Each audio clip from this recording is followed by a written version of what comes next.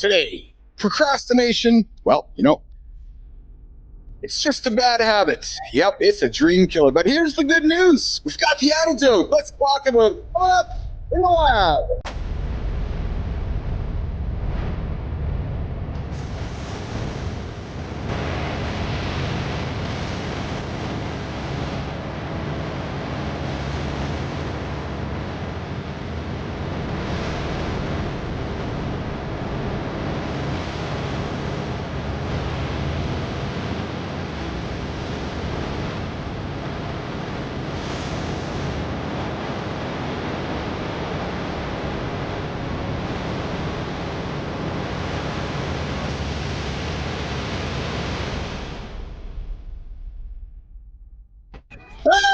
Hey!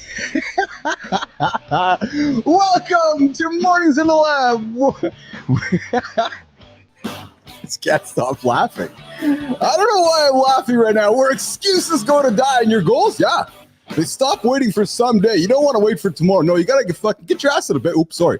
Yeah, hey, listen. This is an R-rated show. I'm all off the script here. R-rated show. Get the kids out of the room. I'm going to drop some F-bombs probably throughout the day today.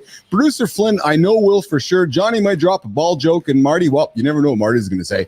But listen, I'm your host. I'm Keith Bilous. Over there is Marty. Over there is Johnny. Over there is Tina. And the guy pressing buttons, that's Jimmy. And we got a new guy just moving the knobs. Listen, I didn't call him a knob. No, I said he's moving the knobs. Felix is joining us as well here on the show. I love you, Felix. Good to have you on board, pal. Felix is helping us out on the back end as well. And today we're going to jump straight to the jugular. Man, where's the volume with all this? There you go. Today we're going to go straight for the jugular. Yeah, crushing procrastination every morning. And listen, this morning show was created. It was created to help you guys get your ass out of bed, not hit the snooze button, and not procrastinate. Yeah, AJ Zeglin's going to be here, the mental mind dude, talking about getting out of procrastination in the gym today. We're going to talk about procrastination. Adam House is joining us. Maya, we're all talking procrastination today because let's face it, how many times have you told yourself, yep, I'll just get to it later? Oh, yeah. And I know when you say that, it just makes Johnny cringe. You can just hear the soundbite. You can just hear what he's thinking when you say, I'll get to it later, only to find out later. Oh, yeah. Later never happens. It just never does happen. You just like, I'll just do it tomorrow. I'll just do it tomorrow. I'll just do it tomorrow. Well, you know what? Today is all about stopping that mental bullshit, the mental nonsense, that getting your morning back on track with Mornings in the Lab with Keith and friends. Like I said, I got my friends across the lab here, John, Marty, Christina, Jimmy, and so forth. And we've got a stacked show. So I'm all over with the script here. First, coming up, we're going to kick things off with the Morning Loop here in a few minutes. Then we're going to get to Adam House, of course, as well. AJ, Morning Loop Reloaded. We got a full show. But listen, Jimmy, I am going to pivot my attention over here, and I'm going to move my head over here. We're bringing the crew up on stage. It looks like we got everybody in black on black on black today. I'm in black on black on black, and Christina and Johnny and Marty, we're all on black. Jeez, man, Johnny's got the red hat. Marty's got the red headset on. I got the gray hat that says fit on it, and I can tell, Marty, Johnny's just chomping to say something here. Johnny? What is a ball joke? Well, I figured there's something in the sack. Maybe you have some meat in the pocket next to the balls. So it's a sack joke, not a ball joke. That thing sack joke. Okay. That makes a little more sense because I put a lot of shit in a Ziploc sack. I'll give you that. So we can go many ways with that. Hold on, guys.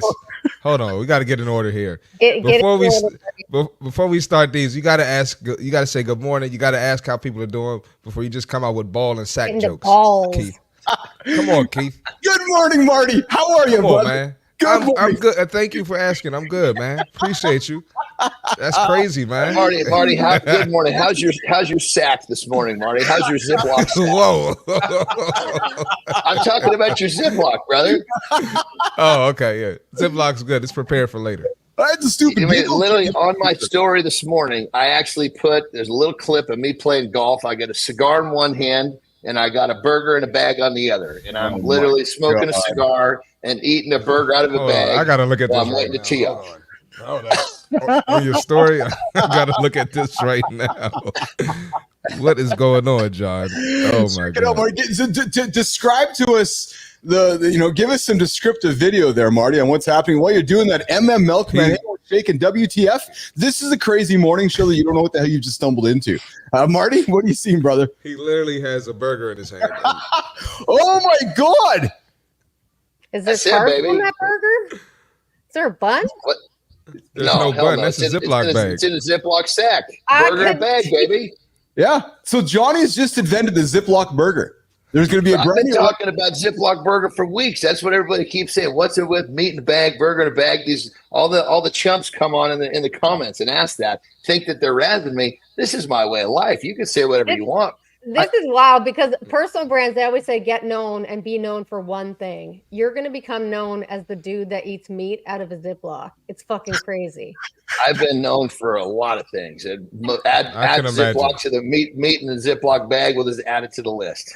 So it's funny. I was having a chat with Richie last week about just doing some fun things offline. I said, hey, we should go on an adventure. We should go trek somewhere. And then I said, hey, maybe we'll invite Johnny. And, but I said, geez, but then we're going to have a horse to carry his food. Or we're going to have to bring the horse just for John to eat the horse along the way. I wouldn't want to get stuck with John. We'd eat y'all first. We'll take John with a cow, and along the way, the cow will just slowly disintegrate. By the time we get to the top of the mountain, we'll be carrying the cow down in packs in our Ziploc bags. You guys, speaking of Rich, you guys got to check this out. I was talking to Keith. We were doing some work on the side, and we're going through this. He's showing me some cool stuff for the future we're working on. He's scrolling through different members of the show, and I see this fucking dude. And it's like Rico Suave. I'm like, oh, hold on, go back up. Because he was sharing his screen. Son of a bitch, it was Rich. He had the coolest fucking hairdo on the planet. Oh, Great man. hair. I was like, Rich, you got to get that stuff back. Come on, man. If I could have hair, I said, Keith, get me a wig. Get me a wig like that. I'll wear it. When Richie's on the show this week, we're going to bring that picture up here, and we're going to maybe we're going to his LinkedIn picture too. It is awesome, man. It is awesome. Oh man. It's probably weighs them down though. Like when you're doing 100 milers, you don't want to worry about hair.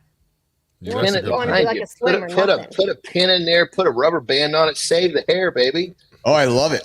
So Johnny, the hair expert. That's it. What's going on? Listen, if I could have some, I would take it. Listen, beggars can't be choosers, That would be fun. Throwing a Rich Ingram wig on Anderson's head, that would be fantastic. And then having those two run together, I'm not just sure what happened to me. There we go. What's going on, Enzo? Good to see you there this morning.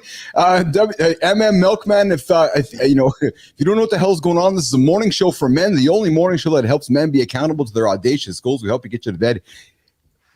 Not hit the snooze button, not procrastinate, and get yourself moving here this morning. So listen, procrastination is not just some little habit. No, it is where did my mouse go? There it is right over there. It's just this thief. What do you call procrastination, Johnny? What's your tool for it? What do you say about it? I'd say procrastination is just like jerking off. You're only fucking yourself. No, that wasn't the one. That was the one he was looking for. Listen, you asked me to come with the big guns. I'm going to bring the big guns. You say, look, say what you would in front of the kindergartners. I might have had something different to say. As Johnny would say, procrastination is progress in camouflage. It's a thief. It's stealing your time, your progress, and perfection is procrastination and camouflage. Shit, you got to start off the question with the right word. Come on, Keith. Jesus. Shit. All over the place. I am so glad I worked really hard on this script, y'all. Great job. You're nailing it. Nailing it today. That's why I'm loving it here, because it's awesome. And I'm telling you guys, this procrastination, it steals your time. I've danced with procrastination. I have. I've just kind of wrapped my arms around it, and I've told myself, just 5 more minutes. You kind of lay there, you look at the snooze alarm, you're like, no, I'm going to procrastinate. I'm going to wait. I'll just do it at 1:15. I can wait for 10 more minutes. But 5 minutes turns into 5 hours. You know what happens, Marty? The day's gone. The truth. That little voice inside our heads, that little voice is so fucking slick. That little son of a bitch could sell a blind man glasses. I swear to Christ. It's so true. And the idea of motivation, Johnny, it's a lie. Motivation's a lie. It's a lie. Yes. Action is what moves the needle, nation. Mornings, they're not about being perfect. Now, mornings aren't perfect. Ask Flynn. True story. Yeah. They're about showing up before the excuses do. You got to get up, and what do you do, Marty? You got to get moving. Moving creates momentum. So here's the real question. What bullshit excuse are you telling yourself today? What is it going to be? Like, what is it going to be? Are you going to sit back and say, fuck, I'm going to hit the snooze button 3 times, be 27 minutes behind the world? Like, really? Like, Johnny, help these folks out, man. What's the first thing they should do right now when the brain tries to hit the brakes? Right now, what should they be doing right now, Johnny? The simple way to think about it is this. You're either going to have to do it now or do it later. So if you're trying to get somewhere in life, how the fuck is doing it later going to help you? You got to deal with the shit as it comes. But I think when it comes down to it, a person will realize once they actually take that step and they get rid of that procrastinate, the no excuse mindset, life is just a better place to live. And once you can't unsee it, you can't unring that bell. So take a deep breath, put your fucking phone in another room, like I've been saying from the jump. Don't hit the snooze. And just starting off the day without the snooze will put you on the right foot, and you'll have a much different experience for your day. Marty, you got a client considering calling you right now? Calling you, say, I want to start. Marty, I want to start next week. You're saying what to them right now? You could have a week of getting fitter or a week of getting fatter. Make your choice. Oh, I like that because the next week, I like that, Marty, because the next week's inevitable, isn't it? Like the next week's going to happen. So what you're going to choose is going to be your path. Christina, when you hear that, what do you hear when you hear that? It's so easy. And I think I hear what John said, which is that voice in your head is the most compelling, convincing little fucker that there is. And once you realize that it doesn't always have your best interest in mind, it's not always trying to get you towards your goals. It kind of never does, to John's point. That's the game changer, because you can't listen to it. You really can't. No. Well, check this out. This is if people understand this, it makes it easier. See, our brains are not helping us. If we were living in the world thousands and thousands of years ago, yes, the brain was helping us because it helped us survive. It was trying to conserve energy because we didn't have enough to eat. Well, in today's times, we got plenty to eat. We don't need to conserve energy. So that voice is designed to keep us from exerting ourselves in means of survival. So just remember, in today's world, our brains don't help us. They hurt us. Yes. And if you're tired, you're going to battle your brain with procrastination. So get some sleep. And hey, Maya, I see you entering the studio in a second. Good to see you here coming up in a moment. Bless and off topic. I like the shades. Thank you very much. They're actually wooden. And Treador style, you want to what? Whoa, I don't know if you want to do that, but I know I'm going to do this. It's time to do this, Jimmy. Oh, yeah, that's what it is. That's right, Marty. You know, Marty. Come on, it's time to get real. Yeah, it's just time to get absolutely real in this moment. And here's what we're going to do. What did you say you were going to do yesterday? Hang on that for a moment. What did you say? Did you get it done? Or were you just fucking around? Were you way too gentle on yourself again? Look, the scoreboard just doesn't care about your feelings. No, the scoreboard doesn't care about them. The wins or losses, they're both going to pile up. You heard Marty. Next Monday is going to come. You can either be fit or you can be fat. What are you going to choose? So the question is, what are you building today as you're hearing my voice? Are you going to build a streak? Or are you building an excuse? Because the streak gets you results. The excuses get you nowhere. Procrastination's, I'm telling you, procrastination's cute until you realize that you're just running out of time. Next month's coming. Next week's coming. Next year's coming. Here's the truth. One small win this morning right now can change the whole motherfucking trajectory of your day. Oh yeah. Boop, boop, boop, boop, boop. So what's your move before noon? You hear me right now? Morning show, the only morning show to get yourself going. What's your move? And no, scrolling Instagram doesn't count unless you're making some cash. So here's the thing. Do the thing that starts the streak. Do the thing that stacks that win. Build the habit, and it begins not tomorrow, not Monday, not November. No, it starts right now. It's your accountability check-in. Yep, that's what it is. All right, Jimmy, let's bring up the crew here. Bring up Marty. There's Maya. Hi. Hello, Maya. How are you? What's up, Maya? Okay. Hi. Well, I see, like my heart is pumping. I think I'm having a heart attack. Oh, so don't have a heart attack on us on the show. I haven't bought insurance yet. So I need you to hang tight on the heart attack because I don't have the insurance, the liability insurance. Nope, that's true story. Okay, I've never done anything like this before. Okay, so I will be probably making some mistakes in my English, but apologize. I'm Polish. All right. Well, we're gonna go easy on you here. We're no jokes, Keith. No jokes. No jokes, Marty. No jokes. No jokes. We're heading into center stage, and today we're all lovers. We're all lovers, not fighters here. Well, I got to tell you, especially as Marty, since Johnny showed up, we're especially lovers now. We absolutely have lost all the fighting because we're just lovers every single day. We're like, nah, I don't want to fight. I want to love because I got John in my corner. But hey, listen, Maya, we're here for center stage, and today we're talking about how the best leaders smash procrastination before it drags them down. And you've been running your Polish translation business for 12 years. When AI hit your industry, you didn't just sit back and wait. You pivoted hard. Now you use SEO to help digital platforms blow up traffic and dominate the Polish market. Okay, Keith, I see you're very aware, what's happening in the translation industry. Are you reading my LinkedIn? Okay, all right. So many questions, about procrastination, like the first thing. Okay, so I would say I had procrastinated for the first 10 years of my business activities. And I was totally invisible, I would say.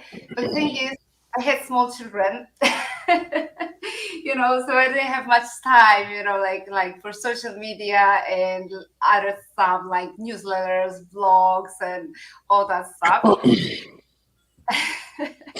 Right. And, about other things, it's I'm in the localization industry. I'm a translator, Polish translator. And everything was great, actually, before AI kind of, turned the whole industry upside down, I would say, probably other industries as well. And I had to look for something so as not to kind of, get involved in some exploitative, I would say, practices that a lot of translation agencies right now, do, let's say. So I kind of turned to SEO, and I took some courses, I got some mentors, and this year, at the very beginning of this year, because I was also procrastinating, posting on social media, and actually because I'm almost 40. It's nothing probably surprising for you because probably you're my age, or maybe the guy in the middle is a bit younger. Not sure. Oh yeah. So it felt very awkward, for me to post on social media, LinkedIn and do all that stuff. But I said to myself, okay, I need to start. So I started in March this year, and it was months of posting, trials and errors and all that stuff. And I don't have any big community or audience. But actually, even in this small audience, got me some results, I'd say. And I also got some ideas, what actually this small audience needs and what I can do for them. And a lot about SEO, it's there are a lot of courses, but they're extremely heavy in theory. And when you start watching them and you see 40 chapters, all that complicated stuff. So you actually watch the first 5 minutes of the very beginning, and then you put it on the shelf and you think, any plan to come back to it later. So I thought I would just do it differently, because I was also, sorry. That's okay. So one of the things we really find is helpful for our audience is just to keep the conversation going back and forth. So I'm gonna help you out on this on our show here this morning. We want to keep them short and fast and back and forth so we can have a good dialogue. All right. One of the questions that we like to ask every single guest here on our show is, what's your morning non-negotiable? How do you start your day? What's your morning routine look like? And maybe there isn't a routine, but what does your morning look like, Maya? Okay. All right. So I don't want to sound as all these coaches that say, okay, I get up at 5 and then meditate and then have some, I don't know, low carbs and no breakfast and then, like exercise and all that stuff. Okay, so I don't meditate. I don't exercise. I should, maybe next year.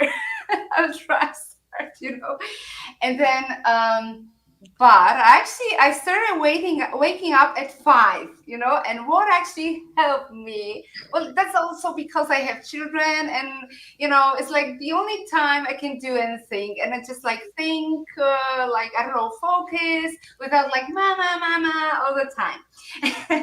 So you get up at 5, and then what's the first thing that you do? 5, and I will give you a pro tip how to actually do it, because like last year I tried to do it, and I actually did it like for 2 weeks only, and then it was Christmas break, and then and then after Christmas break it was really hard to come back to it, and then several months passed, and then like my husband actually, like, he was like kind of, he gave me this tip or maybe idea, and he said, maybe let's keep our phones out of the bedroom.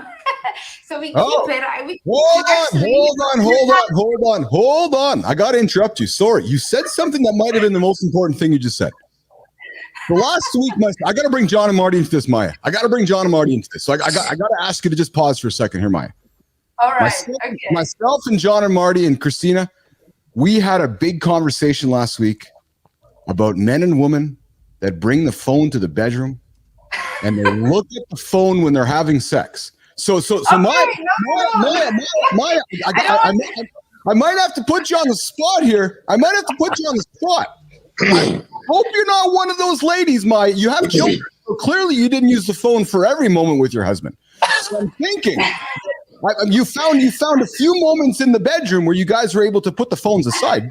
Johnny, come help me out, brother. Come help me out, Johnny. All right. Well, I mean, my question is, I love the fact, Maya, I love the fact that you took the phones out of the bedroom, but what was the reason? Why did you take it out of the bedroom? What problem was the cell phone causing in the bedroom?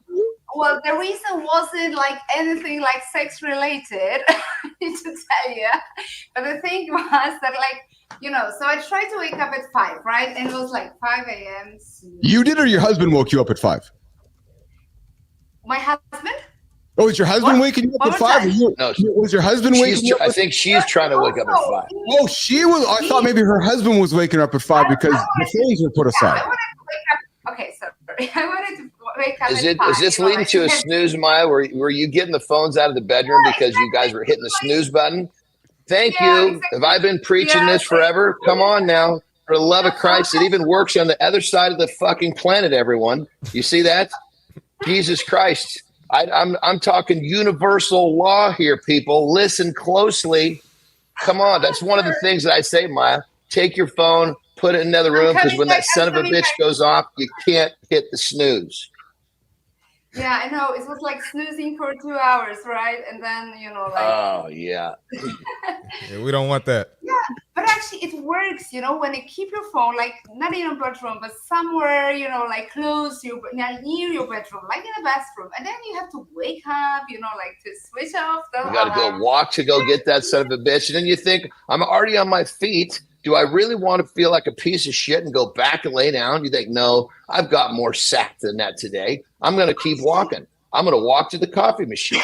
I'm going to walk wherever the fuck I need to go, but I'm not going to go get back in that warm bed, because that's what the little voice inside me is telling me to do. And I know when I listen to that son of a bitch, at the end of the day, I'm fucking bummed out. So Maya, great job. John, unless you want to get back into the warm bed and cuddle up to the partner. Well, that should have been done the night before. And that's not helping your productivity, Keith. That's it. That's not helping your productivity. That's supposed to be scheduled the day before. Mornings are for kicking ass. I like that, Johnny, actually. Well, so hold on, Johnny. But kicking ass could start off with an unloading of the clip, Johnny. When you empty the clip, you get a whole bunch of serotonin, which makes you want to go back, which makes you want to chill out. In the morning, you actually need a little cortisol to get things cranking. I don't know, man. I might have to debate you on this a little bit. Not master Let's debate. Go, baby. Let's go. Thinking, sometimes, I find mental clarity is helpful for me when I start the morning off with maybe emptying the clip. I can make decisions. I've never ever been the guy that says my way is for everyone. I'm just talking about how I do it. And sometimes there are times in the morning where I get going too hard and too fast, and I do need to settle it down. So I'll empty the clip. Sometimes by myself, or sometimes I'll go and find Terry because she doesn't get out of bed till 10 o'clock. So she's easy prey if I need it. Well, I know for myself that's gonna put me right back to sleep. So that's what I'm talking about. I gotta be ultra wound up to empty the clip and stay the pace for the day. Yeah, we're talking morning procrastination with Keith, Marty, John, and our guest Maya from Poland here. As we wrap up the segment, Maya, what's one thing that you're not going to procrastinate on today? One thing, Maya, you're going to say, you know what? I got a bunch of energy from the show, and I know your day is working towards like the middle afternoon and evening, but maybe there's something you woke up this morning, you put on your list, and you're like, oh, I don't know if I'm going to get to it yet. So I want you to think about one thing you haven't got done yet today. You're going to get done. You're going to commit to Keith, Marty, and John, and Christina, and then you're going to come on the comments more and say, damn it, I got it done. Okay, so probably I wouldn't procrastinate like a dinner for my family because, like a Polish woman. Oh. Yeah, we usually cook dinner. So I would love to procrastinate them. Sometimes I do, when we go to some, restaurant, or we are just somewhere, or a holiday. But like that today, I'll be cooking something soon. Yeah. Awesome. So Maya, in closing up the segment here, Maya, you've been fun. How can Business Athlete Nation find you? How can they connect with you? Where can they find you? How can they learn about the translation, everything you're doing, Maya, over on LinkedIn, the internet? Tell Business Athlete Nation how we can connect with you. Well, you can connect with me on LinkedIn. You could connect with me on YouTube, but I'm not very active there yet. Actually, maybe I will start being active there. What else? You can join my newsletter, which is called Simple SEO Steps. What else? I've actually created, quite recently, I've created a group which is called From Invisible to Found. And this is a Discord group. And I actually talk with my little community, maybe not talk. I just give them some actionable SEO tips, do some, one-on-one Zoom calls. And this is actually all for free. Just wanted to tell you, because nice. We're kind of a pilot project, and I want to just, turn it into some different stuff, like maybe some digital product, whatever. But I just need feedback, a lot of feedback. So that's why it's a kind of win-win situation. They join, learn from me, and I get feedback from them. Maya, thanks for hanging out with us today. Listen, I got to tell you, I've thoroughly enjoyed your support of the show, your support of me, your support of everything that we're doing over on LinkedIn and on the channel. You have been a great supporter, and I'm really grateful for that. I'm grateful you knocked on my door a number of months ago, and you're like, hey, I'd love to be on the show. I've never been on a show before. I'm like, well, hey, come on the show. So we have a segment, a fun little segment. I love your energy. I love your, you just brought some energy and some fun here to the show today. So great smile. 100%. We appreciate you, Maya. Yeah. You brought, you brought some laughs to the show too. Yeah, because we don't have any laughter on our show here. So Maya, I hope you'll keep the energy flowing once we say goodbye over on LinkedIn, and you'll continue supporting us, and we'll continue going back and forth on the channel, and we'll see you again sometime. Yeah, sure. It was great to see you. Actually, it was the first show in my life that I've, taken part. So we'll see how it goes later on. Okay, so great. Awesome. What should I click now? I'm not sure. Leave studio. Yes. Yeah, that's it. Leave studio, and we're gonna bring Marty up on stage. Maya, you have an awesome rest of your day. And listen, thank you, Maya. Thank you, Maya. Listen, Maya, whatever you're procrastinating on, I invite you to stop. You gotta feed those kids. Gotta feed the kids. All right, Maya joining us from Poland today. That was a lot of fun little segment there. It was very fun. joining us here today. Hey, coming around the corner is No Month. Remember, No's coming up. Don't procrastinate on it. But first, we got Marty. See Marty fit tip of the day. Marty. All right, let's get it. We got the fitness tip for today. And today we're going to talk about stiffness. Okay, how do you avoid it and how you should handle it? Some of these are things I've gone over on this show recently or, within the past few weeks. But I'm Coach C. Marty Fit, so I got to remind y'all, all right? So to prevent stiffness, you got to warm up, all right? You can start with circles. You can start with shoulder shrugs and other shoulder stretches, chest stretches to activate those upper body muscles, okay? Now, another thing, check your form when you're doing your lifts, all right? Avoid forward hunching. Keep your neck neutral, all right? Similar to your spine, right? That has to be in line with whatever exercise you're doing. And also engage your core, right? Weak core is going to put strain on your neck, especially when you're sitting down all day, right? So you got to keep that core tight when you do your lifts. And if you want to relieve the stiffness, you got to stretch after the workout. So it's great to warm up, but it's getting cold out. You might be in DC area like me. You might be in Canada like Keith. It might be cold. I think it's cold in San Diego where John is. Wherever you are, it's starting to get colder out. So you got to make sure you stretch after because you don't want to just walk out in the cold and sit down and get those tight hips, tight muscles. So make sure you stretch post-workout. And lastly, use heat, use massage. So you can, get a heating pad. You can get a stretch appointment, a massage appointment, whatever you need to get someone to assist you. Take a warm shower, use a foam roller. Those are just a few things you can do to loosen those tight muscles. So, yes, get the workout in, but you got to do your recovery and you got to do your warm-ups as well. That's the fitness tip for today. See Marty fit tip of the day every single day at this time, 8:30 Eastern time. You know where to find him here on Mornings Alive with Keith and Friends.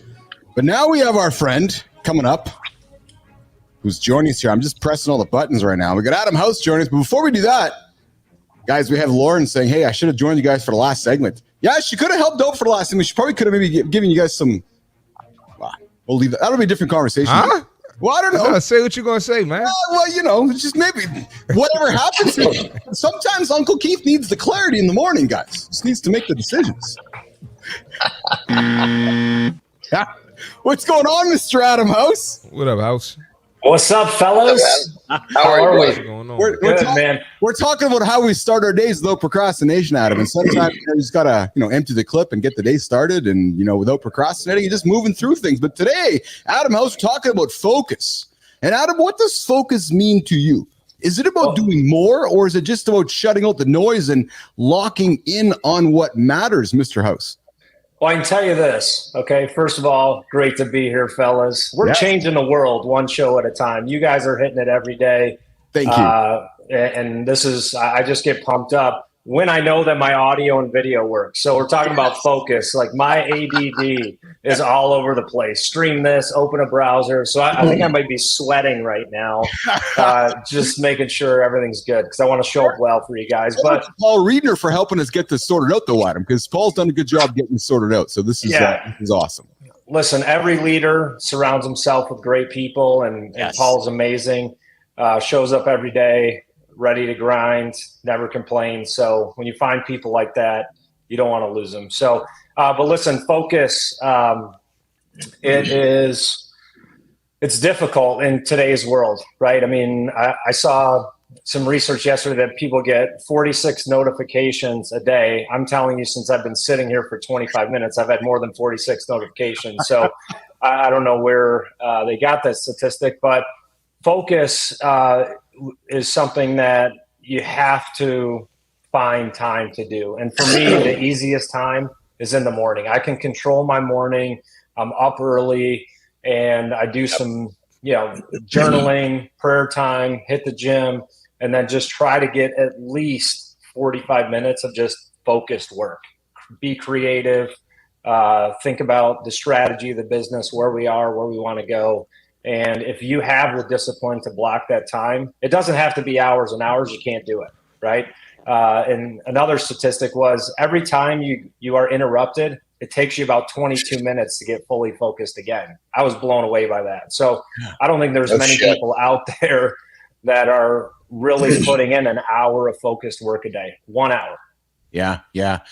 Hey, Adam, we all have our distractions. I have mine. Johnny has his. Marty has his. What's the one hardest one for you personally, Adam House, to cut out? Right now, unfortunately, it's social media, but it's a part of our job, right? You got to be on LinkedIn. You want to respond to people quickly. I've tried to not have my email open during the day, but I like to be responsive to people. But when you are in that state, you're not necessarily giving your best all the time. Yeah. What about you, Marty or John? What do you guys come with this one? I got a plan. So 100% social media. It was really, as I started to, develop business on social media, I was like, holy shit, this thing has really got a hold of me. So what I did was simple. I told all my friends and family, look, don't communicate with me on social media. You got my number you text me, you call me, because I don't follow anybody that I like, friends that I don't follow. I only have my social media is business or somebody that's going to motivate me. So when I'm on social media, I'm locked in. I'm not seeing, oh shit, what's my niece doing? Well, I'm fucked now. Right. So it was a matter of me deciding social media is business. And it's better for me because honestly, I have better relationships when I talk to my friends and family versus send them a fucking DM. Right. Yeah. What about you, Marty?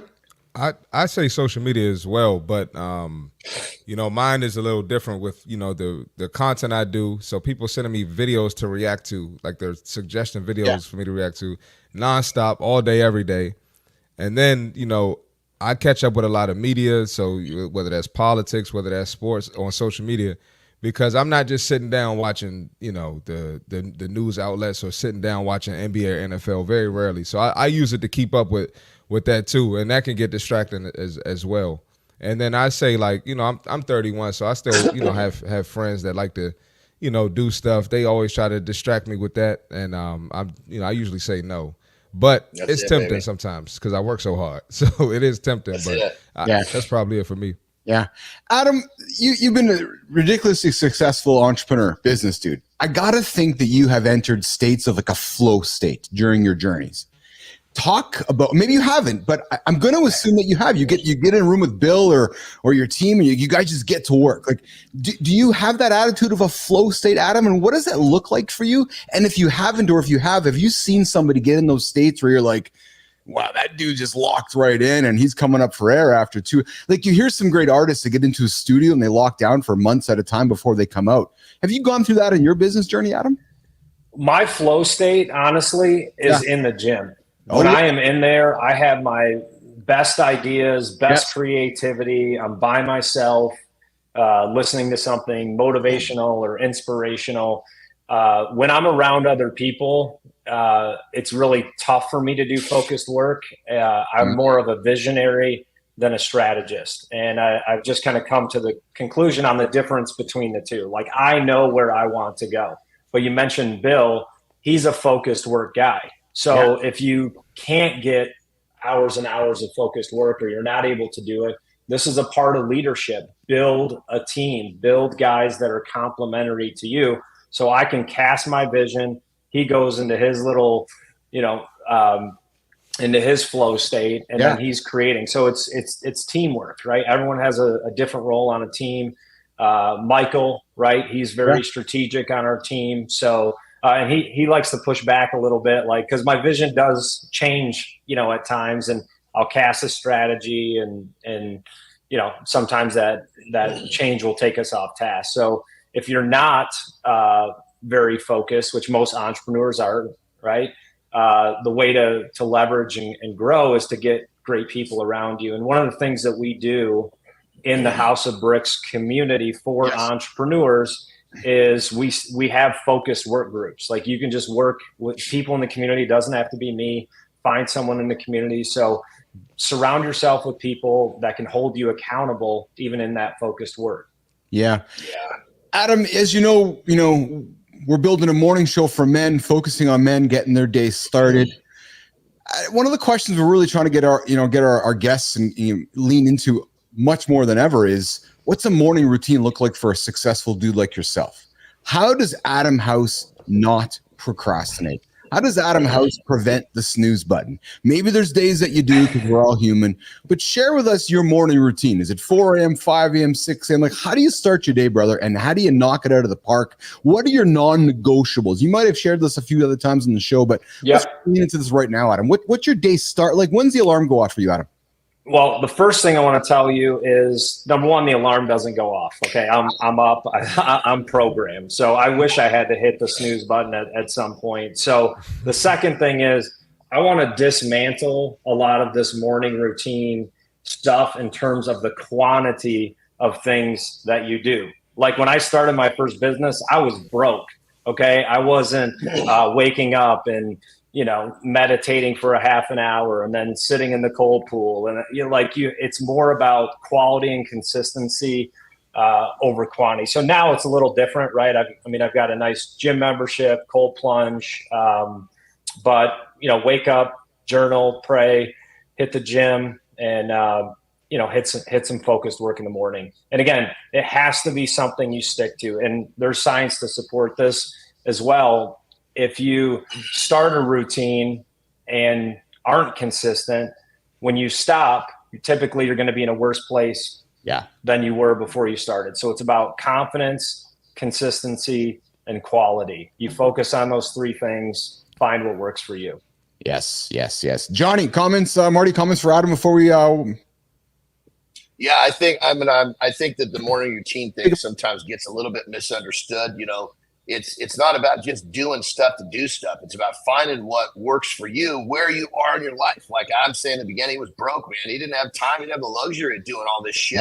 Yeah. He just had to get up and bust his ass. That's the way I was too, man. I've been up early from the jump, and it was like, I just need to work 3 or 4 more hours than everybody else to get ahead. That's all I was doing. So for those of you that are leaning on the routine, maybe the routine means you're getting up and you're just getting a jump start of the world. That's your morning routine. Whatever it is you need to do where you are in your process is what you got to focus on. What makes me curious, Adam, is where the light went on for you. And as you go through your chapters in light, where you're like, your chapters in life, like where the light went on for you when you're like, I got to make this a non-negotiable, or I got to do this. Like, did you hit certain ages in your life where you're like, okay, shit, man, I just hit 40. I'm feeling a little older and my body's changing. And like, were there certain times where you had to like create that awareness in your head that your morning routine had to change? Fortunately, and I know everyone, but Keith will know this on the phone. When you're an athlete, no, I'm just kidding.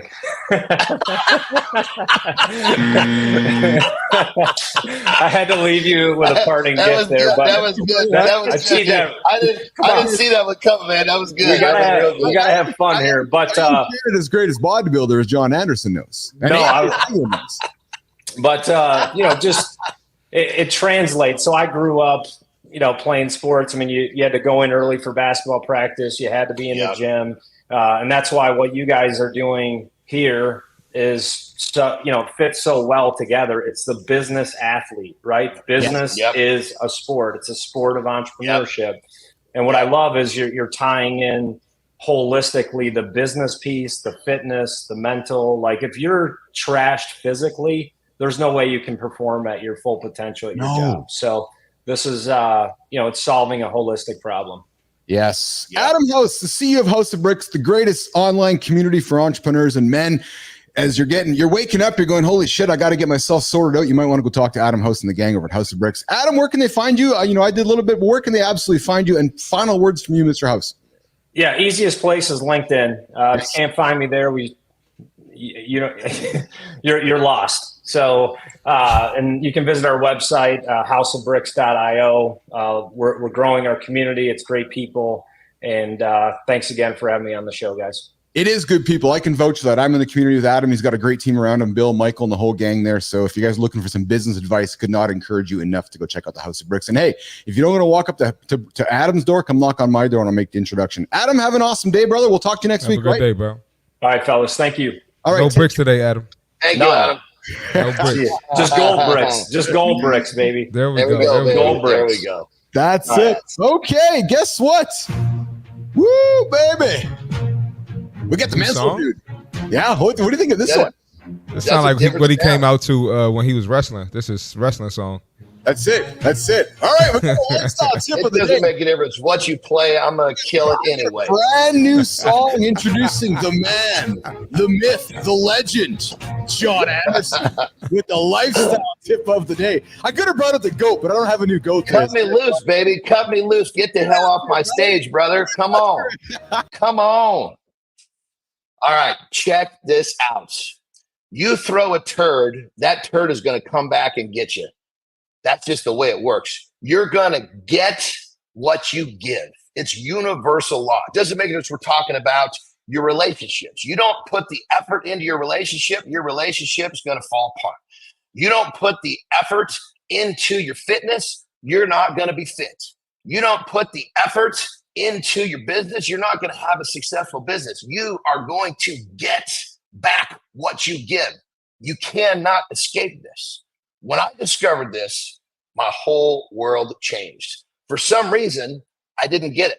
For some reason, I thought that I could cheat the system. There is no cheating the universe. Just remember, if you want to have what other people want, you've got to be willing to do what other people won't. And the good news is, most people don't understand. You're going to get back what you give. Rock and roll. If you don't got energy coming out of that segment with John Anderson, I don't know what there is, man. That's that might have been one of the best ones you've done, Anderson. That was a doozy, brother. Woo, that was a doozy. All right, that was just straight off the cuff, baby. Straight off the cuff. I love that. Speaking of, we got a doozy coming in here. Where's my buttons? I'm still working on getting my buttons better, but I'm going to use this one. Yeah, the mental dude, the mind fuel guy. AJ Zeglin joining us. What's up, AJ? We're gonna kick some procrastination where it hurts, out of bed and into action. It's true. Yeah. I like that. Who wrote this shit, man? It's awesome. I love it. It's just freaking awesome, man. That's why I was giggling this morning. I looked at my work. I'm like, I love this, man. This is a good job. Zeglin, how are you, brother? You can tell there's some energy here because we can't procrastinate because I'm talking about procrastination today. Right. No, yeah, I could feel the energy, man. It's tangible. So, Let's go, baby. Let's go. Let's get right into it. So the mornings, technology along the way invented what they called was the snooze button. And typically they programmed it for 9 minutes. AJ, why is it so damn easy to procrastinate first thing in the morning? AJ Zeglin, psychotherapist, mental therapist, mind fuel guy, the guy who helps men achieve their greatest goals starting with their mind. Why does it happen, AJ? It's so easy to hit that snooze button because we're not moving yet, right? And the action is, physical action activity is what keeps us moving. So the hardest part is during the day when we're just coming out of sleep, right? So number one tip I always give people, as soon as that alarm goes off, challenge yourself to get your feet on the floor as fast as possible.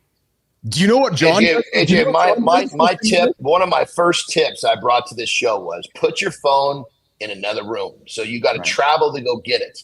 Because just like you said, that movement is going to help that momentum. It's going to give that feeling of, do I really want to get my sorry ass back in that bed? You got enough time to battle that silver tongue that lives in your head that's trying to tell you to get back in bed. So I love that, brother. That's good shit.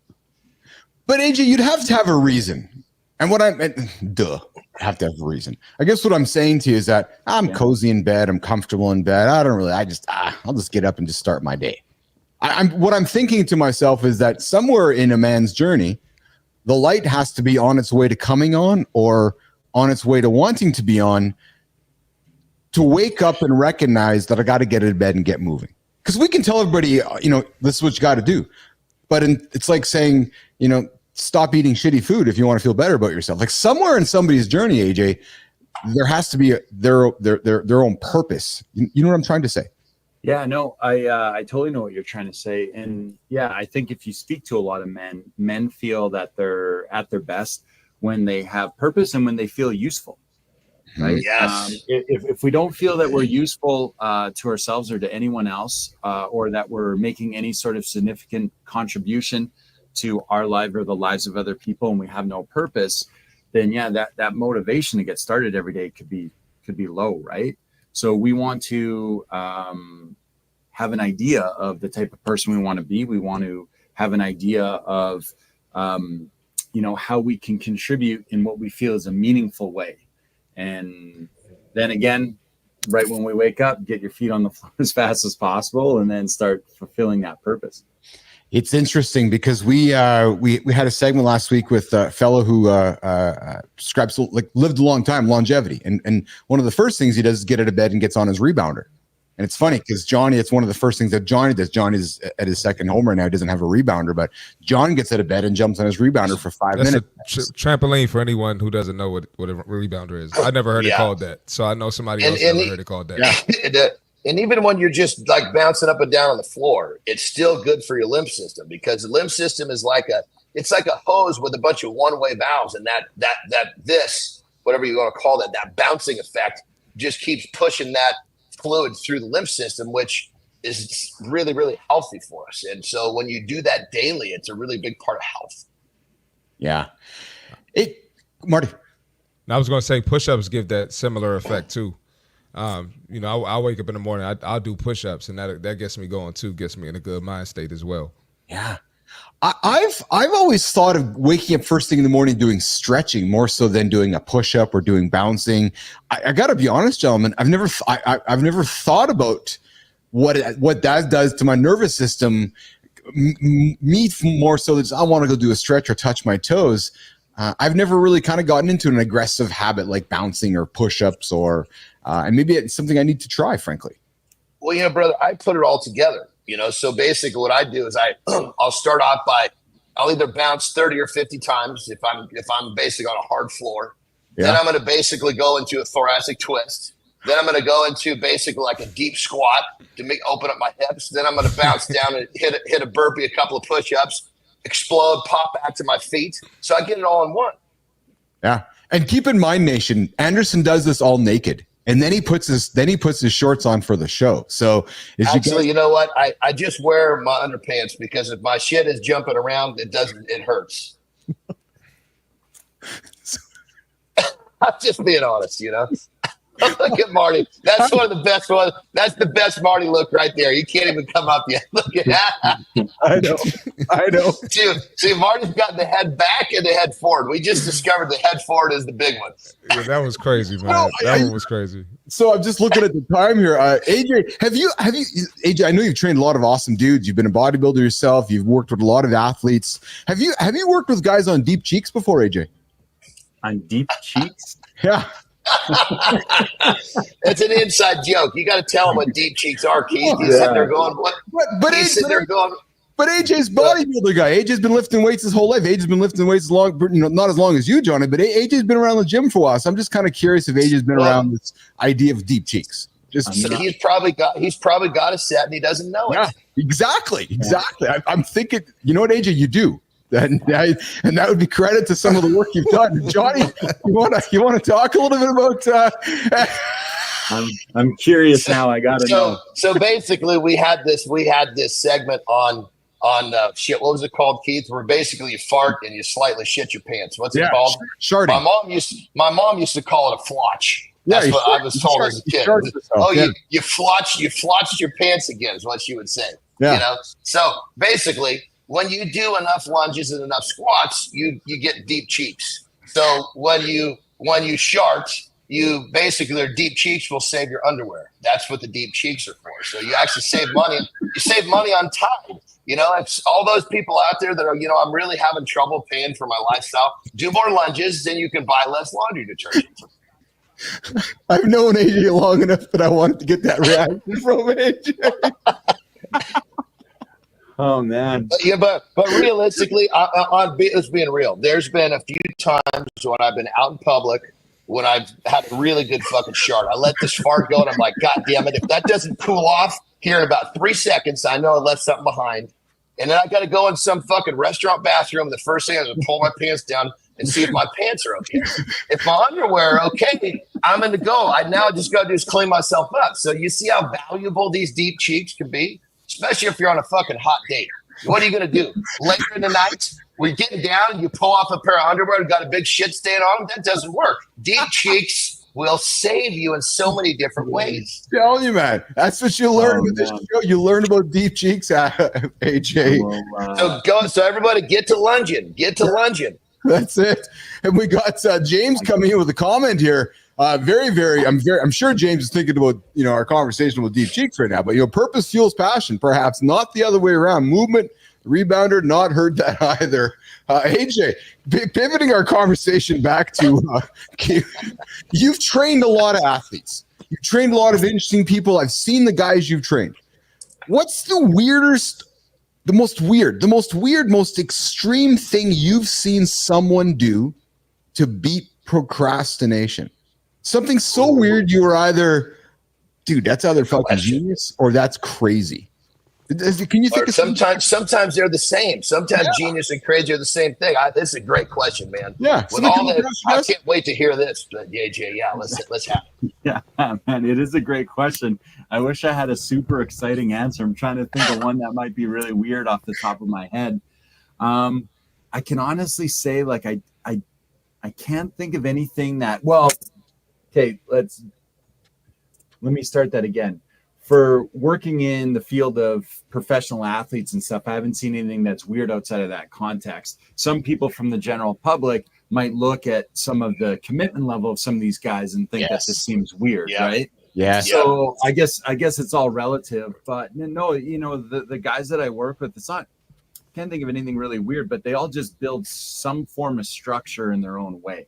Yeah. Right. So that structure exists even when they're not feeling like doing it, they're not motivated, or they're tired. The structure's already in place. So then it exists to make sure that you go through it and you follow through with your non-negotiables, even if your energy is high or low, or you're motivated or not motivated, right? Yes. So guys will have their own form of structure. I can't think of any like super weird ones. I mean, there's some stuff like riding the bike in the sauna and like stuff like that guys would do that really felt like helped lock them in, some old school guys. But like, again, in the context of the sport that I worked in, no one really batted an eye on that idea, right? They were just like, oh yeah, he's riding the bike in the sauna again, or he's doing this or that, right? Like, but I suppose, there's people out there that probably think that's kind of out there. There you go. So AJ, one last thing before we say goodbye. Give Nation, in a minute or less, what's one simple thing they can do before bed tonight that's not going to screw themselves up for tomorrow morning? Yeah. I would say try to stay away from your phone for at least an hour before you go to sleep. There you go. Yeah. There you go. Good stuff, baby. Good stuff. AJ Zeglin joining us here for Mind Fuel every single Tuesday and Thursday, giving you something to think about that starts in the mind. That's where it starts. That's how you get yourself sorted out, get yourself out of bed, get that procrastination away. And as you see, battling yourself in the head, right? So, and as AJ said, get yourself moving. So get out of bed, get yourself moving. And before you go to bed tonight, put your phone aside. I got to debate that though, Wade, not right now, but I like being on my phone before bed. That's just my preference. And that works for me. I will say, so if you can, the most important thing, if we want to expand on that real quick, is just that you make a routine.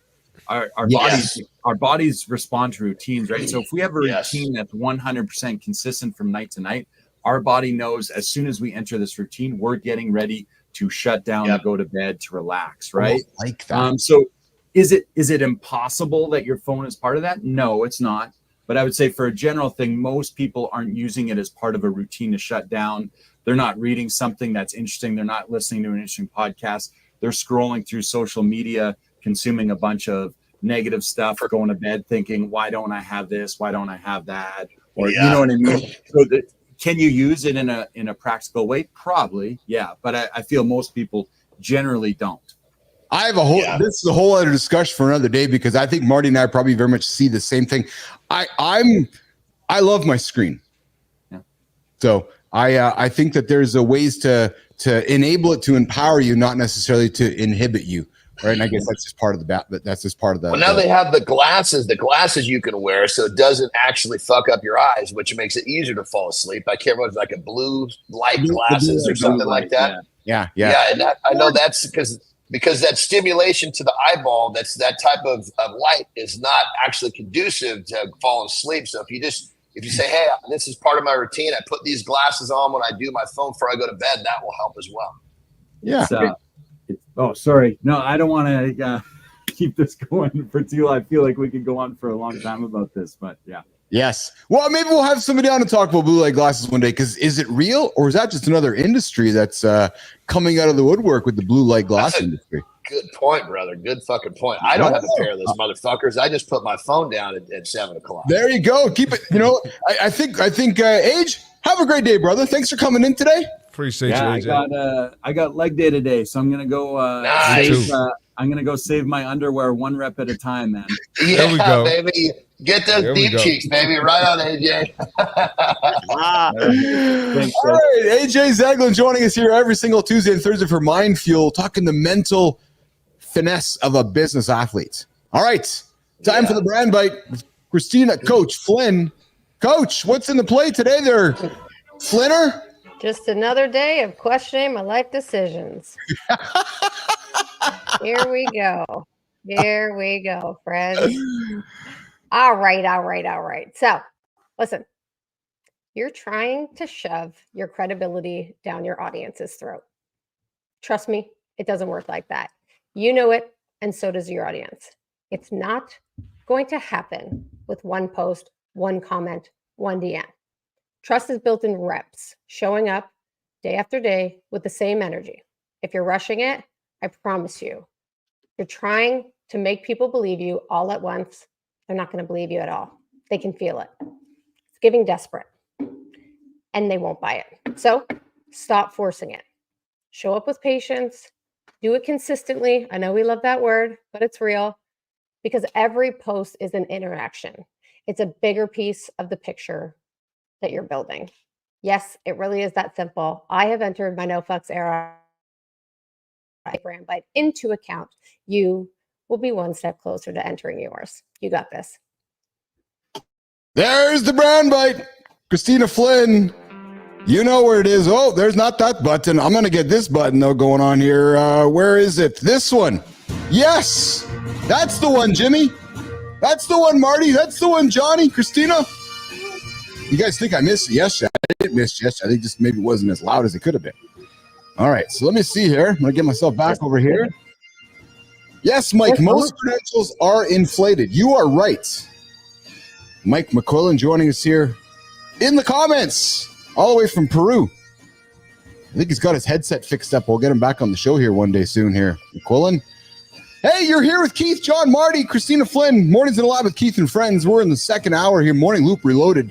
Resetting the show. The first hour, we had Adam House joining us, talking about focus. We had Maya talking about a lot of good stuff with Maya. We talked about procrastination. We talked about, well, you know, just the things we do to keep ourselves from having fun. We had AJ come in and talk about how not to procrastinate and what you should do tonight before you go to bed is put your phone down or not. Good time. Good to have you there in the comments. I see you there this morning. Oh, Good Time's got the Halloween pumpkin in here. Hey, you guys ready for Halloween? Flinner, you got kids? You ready for Halloween? Oh, you're muted. No sound. There we go. That's because I have a wonderful little chicken right beside me here. Oh, there you go. There we go. Yes. No, I'm not ready. I'm not ready at all. Why would you be ready? My son is going to be Elsa from Frozen, and nice. I have an older kid's actual costume for him. I don't have a younger kid, so I have to jerry rig something together to make it work. There. That's what moms do. Moms are good at jerry rigging. You'll figure it out. Jerry rigging. Yes. You'll figure it out. That's it. Hey, Marty, Johnny, do you guys got any like Halloween kind of things going on, or is it just you're all, you know, Johnny? I know you're past that. You got young kids. You're a grandpa, but any Halloween stuff in your purview, Johnny? You know, we're traveling back from our house here in Mexico and Baja tomorrow.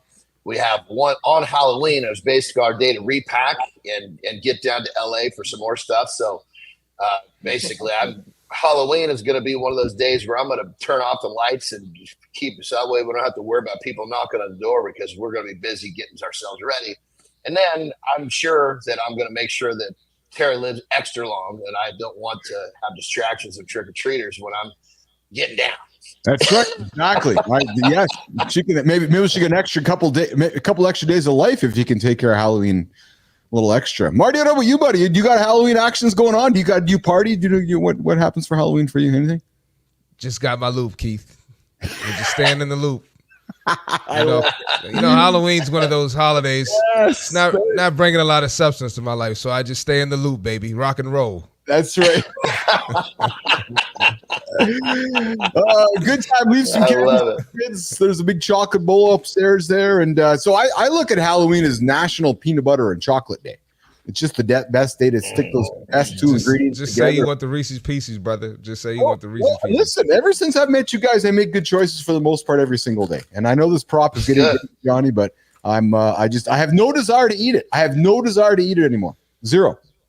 But you know what I will say on Halloween, because I was a fat little sucker. I used to get up, dressed up in a costume, go hit the neighborhood, go home, switch the costume, go again. I sometimes hit 3 times to get as much candy as I could. So now as an adult, when I started handing out the candy, I gave so much candy. Sometimes I'd have the full-size bars, or they would take like 1 or 2 pieces. I'd grab a handful and drop it in. So I was the guy that gave the word on the street was the big dude is giving out all the candy, because that was, I wanted to be the guy that was giving out a lot because I used to love the guy who gave me a lot. Yes. Yeah. Or the big bars, right? Like, that guy gives the big bar. Full size, the real bar, you know what I mean? The regular, the one you get in the grocery store, you know what I mean? Not the little son of a bitch. Don't tease me with that thing, give me the real deal. Yes. Hey, if you're tuning in right now to Mornings Live with Keith and Friends, I invite you to subscribe to the channel, like the channel, share it with your friends. Tell your friends you've discovered this morning show for men. We created this morning show for men to help you guys be accountable to your biggest goals. And this morning we're talking about procrastinating. And we are, before we continue on with In the Gym with John and Marty, who are going to talk about the top 5 gym excuses and how to crush them and give you guys maybe some exercises to get you guys going and get yourself out of bed this morning. I got something I want to throw on the table here, guys. A CEO's guide to to-do lists. How to organize and prioritize tasks. We're talking about procrastination today. There's guys getting out of bed this morning. There's women getting out of bed. There's humans getting out of bed going, okay, I got to get going here today. And I'm feeling overwhelmed. I got this massive list of things to do, and I don't know where to start. So you know what I'm going to do? I'm going to procrastinate. Right? This is what often we do, right? We look at this big list, and the easiest thing to do is often not do anything about it. So, gentlemen, I'm going to invite you to consider some of the things I say, which might just maybe encourage you to do something about your big list today. So, number 1, John, Marty, Christina, determine the highest and best use of your time. And I'll add to that, add the non-negotiables to that. Like, what's just the ultimate best use out of your time today that's going to make you feel extremely rewarded, and you get it done, and if you did nothing for the rest of the day, you feel accomplished? That's a hard thing for many of us to do, because often I think we think that there's 10 or 20 or 30 things to do, when in reality it's probably just one. Johnny, comment on that. Man, that is such a doozy right there, because here's the thing. There's this thing called productive procrastination, which is where you're doing shit, but you're not doing the shit that moves the needle forward. Yes. So what you got to do is you got to determine what it is.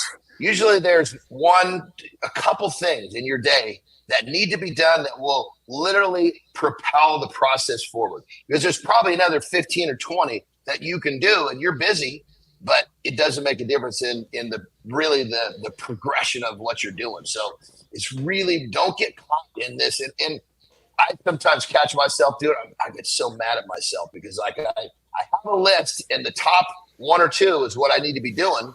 The other things could carry forward. It doesn't matter. But I find myself working down at like number 6 or 7. I'm like, dude, you pussy. Get up on the shit at the top that's difficult, because the stuff that's difficult is what you going to get you ahead. Yes. So be careful with productive procrastination. Yes. Tina, I see you nodding there. As we've gotten to know each other, I see you nodding there because I know you really much lean into this topic. Tina.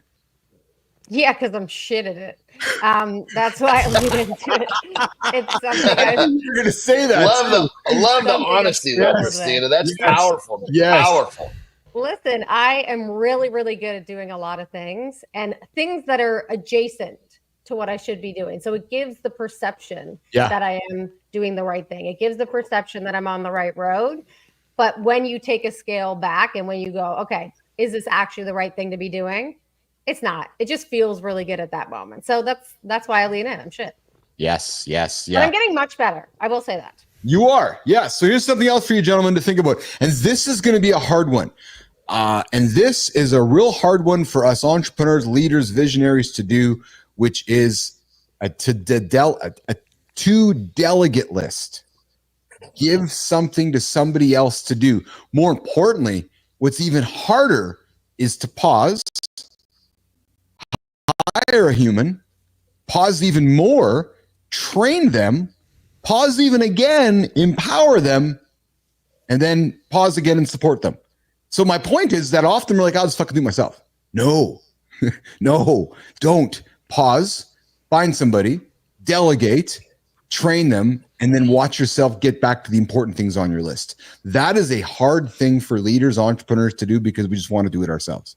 And I struggle with that myself. I just went through that yesterday. Literally, I just brought someone new on, and obviously, I needed him to do some stuff that I didn't want to waste. I don't want to say waste, but it would have been a waste of my time because it was way down the list. Yes. And basically, I brought him on, kind of trained him up, and I realized, okay, this training is going to kind of every week or two, I'm going to have another small meeting to get him up to speed. But that little bit of training that I have to keep giving him saves me so much time because I'm not doing this task myself. So I love what you said, brother.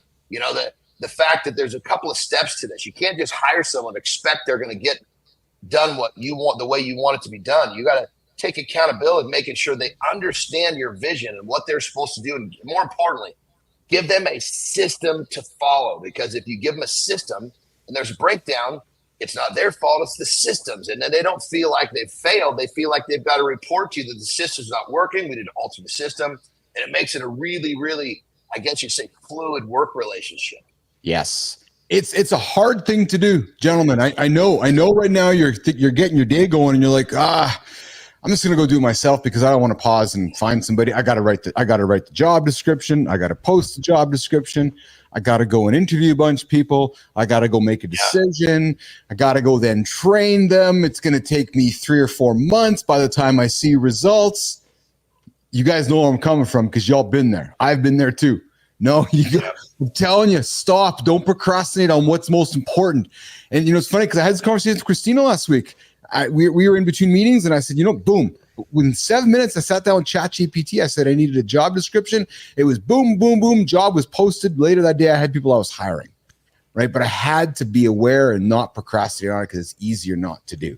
And then the last one, guys, the last one here, and we talk about this often, just about training in the gym, and myself, John, Marty, talk about it all the time, is that regardless of what you're going to do, is you got to find what works best for you and you got to stick to it. The hardest part is the last part that I just said, sticking to it, right? Often, you know what? It's funny, guys, because when I was instilling Salesforce into ICUC back when I was starting the company, there was this question always about, is it right or is it wrong? I said, it doesn't matter.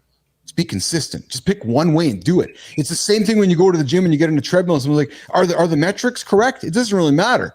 They're numbers and they're variables that even if they're inconsistently wrong, there's still a measurement that is showing you consistently you can stick to. Find something that works for you and stick to it. There's your advice to get you guys going today to not procrastinate. So number one is determine the highest and best use of your time. Number 2 is keep that to delegate list. Don't be afraid of it. Embrace it. And then number 3 is find what works best for you and stick to it. Because if you stick to it, that's where you're going to have that success. All right, guys, let's keep the conversation going. Let's move to in the gym segment with John and Marty. And guys, there's procrastination just doesn't kill the day. It kills the gains. And the worst part, those excuses always sound legit until you realize they're just total BS. Let's run through, boys, the top 5 excuses. Marty, I gave you some things to throw at Johnny here right now. So top 5 excuses people throw around to dodge workouts and what it takes to crush them. Christina and I are going to step off stage and leave us up to you guys. We'll be back in a number of minutes, but let's get into the gym segment with John and Marty. Jimmy, get me out of here, brother. Let's do it. All right, baby. John. What do we got? So like Keith said, we got the top 5 procrastination / gym excuses. All right. The first one. You ready? Come on. I'll go later today. Oh, God damn it. Well, here's the thing. It's the whole, once you use the word later, it doesn't make it what comes after that, because now you've taken the top off this whole thing. You know, whether you're saying later today, I'm going to do it later tomorrow, you just got to remove later. That's like the gateway to this whole thing. It is a gateway. Here's the thing. Once you realize how good it feels to stop using this language and start to actually be productive, it makes it pretty easy to continue. It's just that first step. And then I think what also really makes it tough for people is now we live in this world where everybody says, I'm going to do it later. Everybody has an excuse, and excuses are so accepted. In my world, if someone makes an excuse, man, I'm fucking getting out of here. You know what I mean? I'm not going to take the time to say, what are you talking? I don't want to invest my time in trying to point out that person's making an excuse. I just want to get out of there, because that shit is like pollution to the mind. And so I think that one of the big problems is that the people around, everybody surrounds themselves with excuse makers and procrastinators. So it becomes so normal, they don't see the difference. So be careful, you know, who you surround yourself with. You surround yourself with people that are getting it done, you're going to start getting it done. And I want to add one thing. You got to get out that mindset of you're going to work out if your day allows it. Like if you have the perfect schedule, now I'm going to work out. No, that's not how it works. There's never a perfect schedule. Yeah, there's never. And the thing about it, we say 100 times, if you got 15 minutes, 20 minutes, it doesn't matter, because you're showing up. You need to establish the habit of showing up. Let's just say everything went to hell in a handbag at work. Go in the fucking break room and do a handful of push-ups and squats because you checked your box. Whatever you got to do, you know, go for a walk, do something because you check your box. Make a habit of checking your box. Exactly. Non-negotiables. All right. Yes. We got number 2, John. I know you're going to rip this one apart. So am I. I don't have time. Oh, Jesus Christ. I mean, when it comes down to it, you don't have time because you don't want to have time. You don't have enough interest in what we're talking about. Because here's the deal. If you have interest in going to the movies, guess what? You're going to find time to go to the movies because you have an interest. This is an interest-based problem. If you're not interested in investing your time in something, you're going to tell yourself you don't have time because there's no interest. So you got to get down to the root. It goes to the why. You know, if you know, it's why. Here's the thing. Why wait? Because what happens with most people is the pain or the discomfort of reality finally becomes greater than the pain or the discomfort of change. And many times that comes from some sort of a fucking tragic event. Why wait for a death in the family? Why wait for a fucking car crash? Why wait for something that shocks you into taking a step forward? Make the choice to do it. You can. That's my message is why wait? You know, it's that simple. Absolutely, man. Well said. And I say this. You can't say you don't have time for the gym. You know, when it all comes down to priorities. First of all, you can't say you don't have time for the gym. When you really take an inventory and look at your time, you're going to see how much you bullshit, right? You're at the movies. You're entertaining, for my single people, entertaining different men and women, right? You watch the football game. You watch the basketball game. You went on vacation. You know, you did all of this stuff, but you can't, you know, give yourself 20 minutes, 30 minutes, 45, an hour. You know, that is less than 1%, 1% or less than 1% of your day. So, you know, if it's a priority, you're going to get it done. That's good, brother. You know what? And you said single people, you know what? The first date Terry and I went on, what was fucking that? Training. We trained.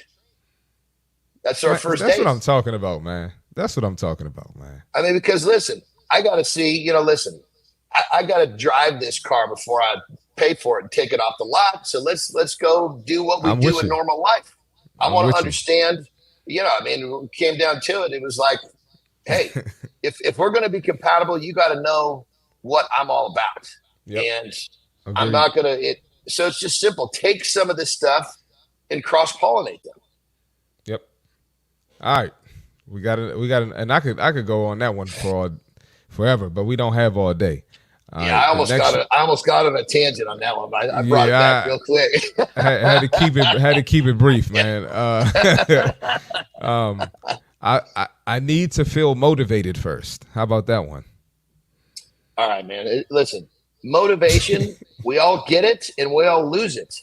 Motivation you can't sit there and say, I'm not motivated, because here's the deal. Motivation comes after discipline. What you need is discipline. Discipline is doing the shit you don't want to do, you need to do when you don't want to do it. And once you actually do that just a little bit, you're going to see some progress. And then guess what's going to pop up in your face? Motivation.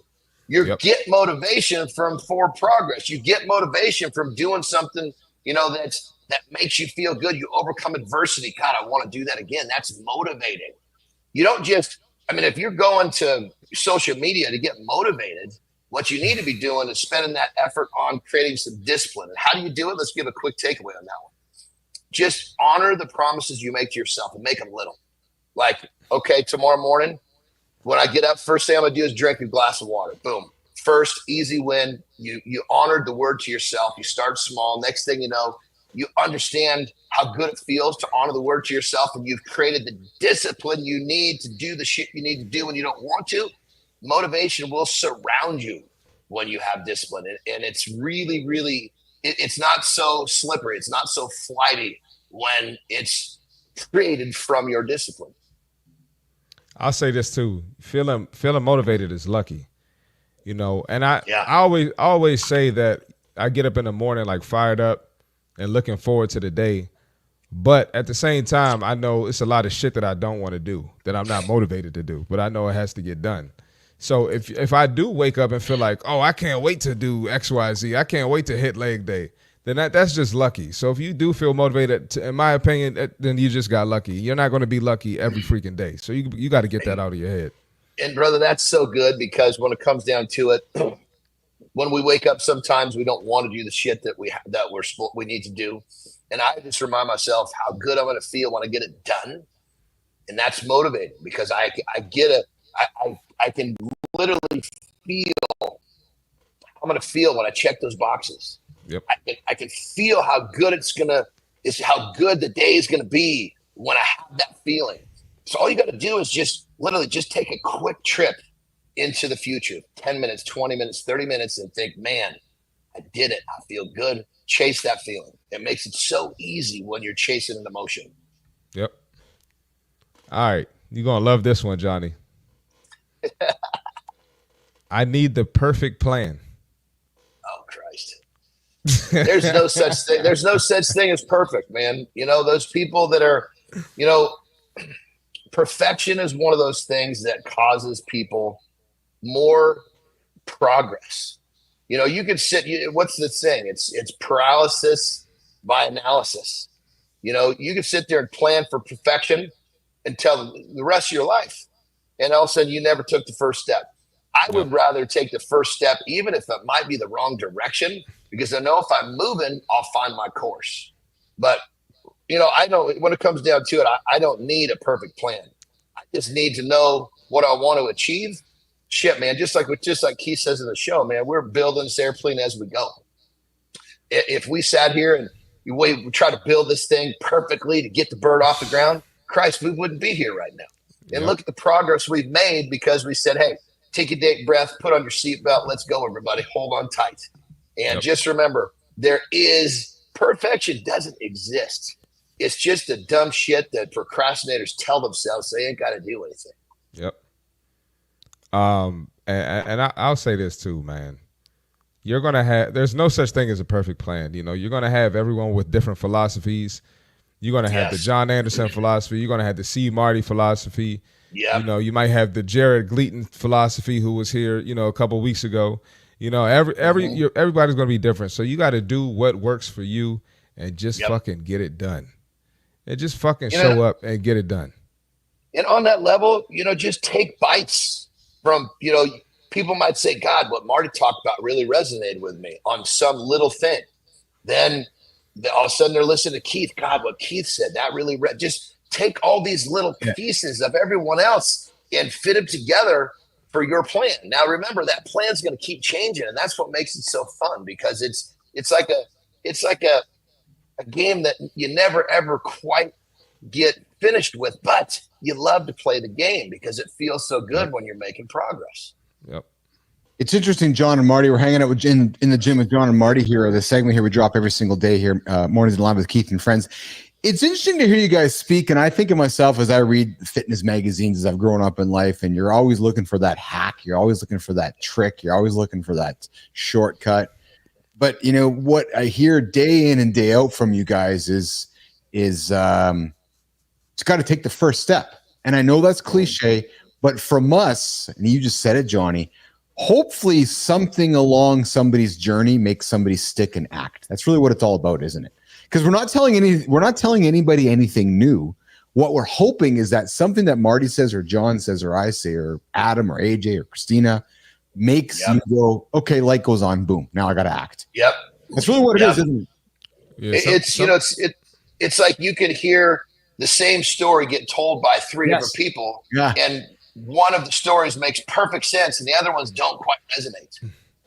Yeah, Marty. Yeah, I was going to say too, a lot of times it's not going to click on the first time you hear it. It might not click till number 11, so sometimes you got to hear stuff over and over again. And I mean, I'm sure Johnny knows as a coach too, I find myself I might get not irritated, but I find myself being repetitive with clients, but I got to remind myself, you got to keep saying it over and over again, because it's still going to be new information, even on the 10th time sometimes. So, well, and on that level, bro, that's probably why coaching feels so fucking good to me, because I love to repeat myself. With my OCD, repetition feels good. My little girls would say, Daddy, you've told us that so many times. Well, no shit, because hopefully this is going to stick in your subconscious when you get older. So, that's why, again, my shortcomings were my blessings, because repetition feels so good.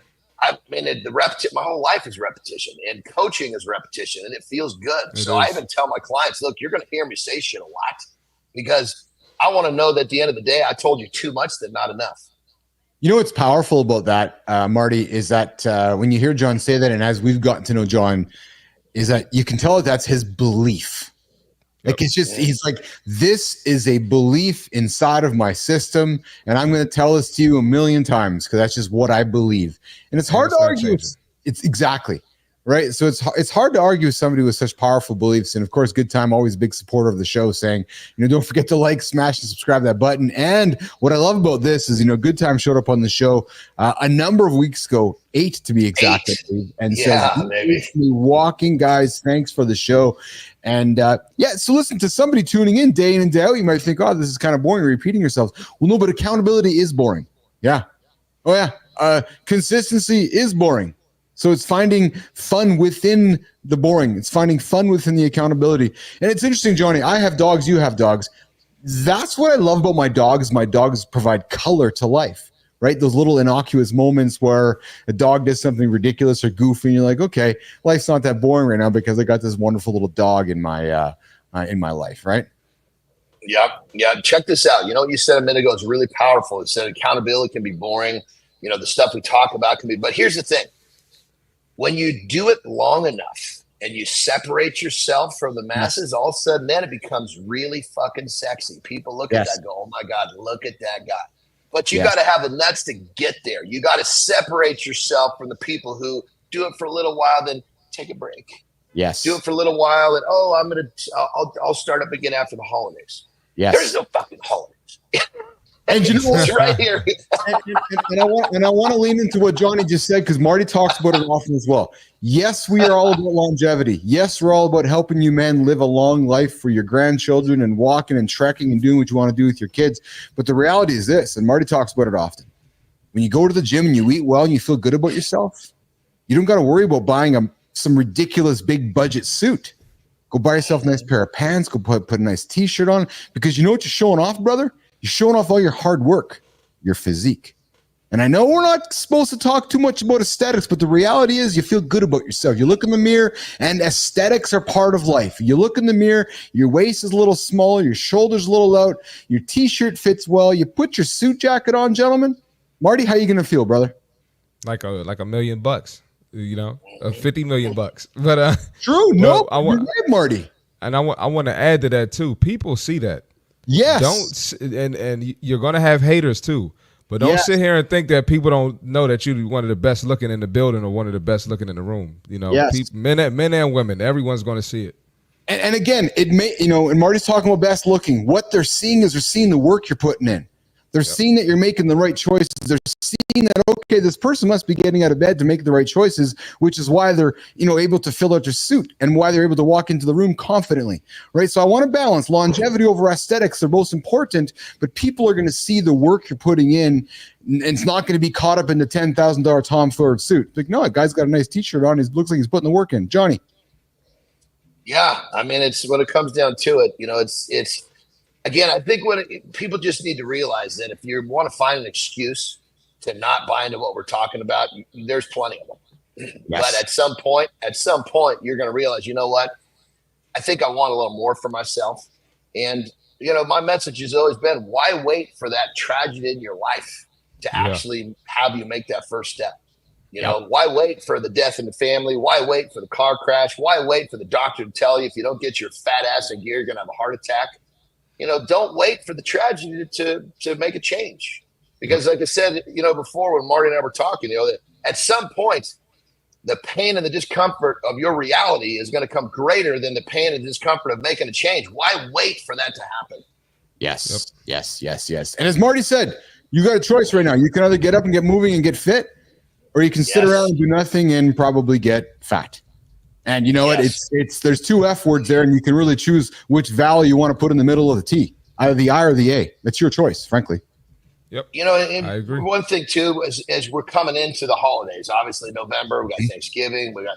Here's the thing: people say, "Oh, after the holidays." Here's the deal: you can start what you're doing, you can continue what you're doing, and you can enjoy the holidays sensibly.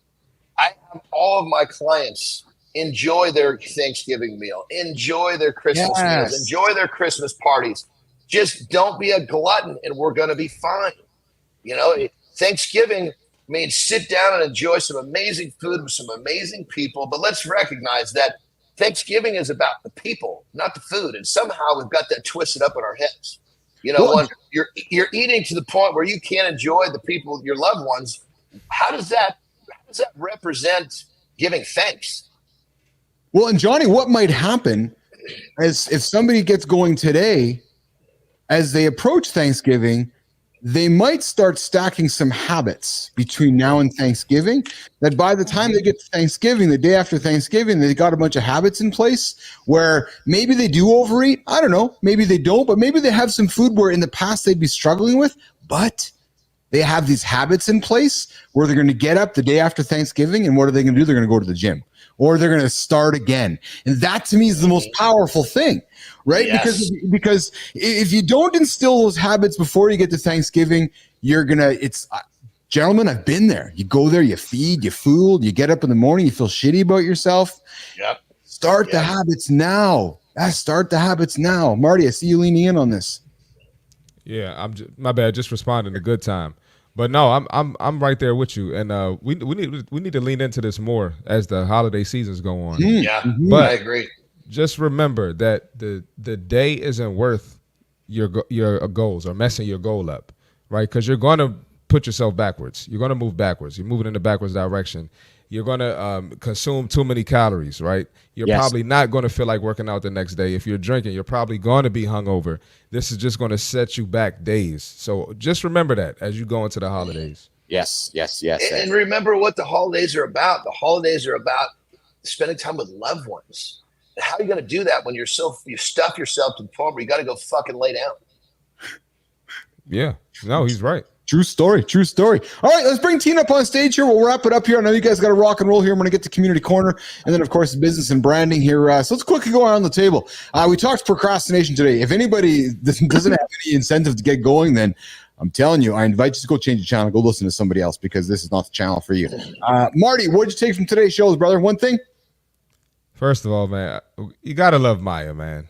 You gotta love Maya. She came in with energy.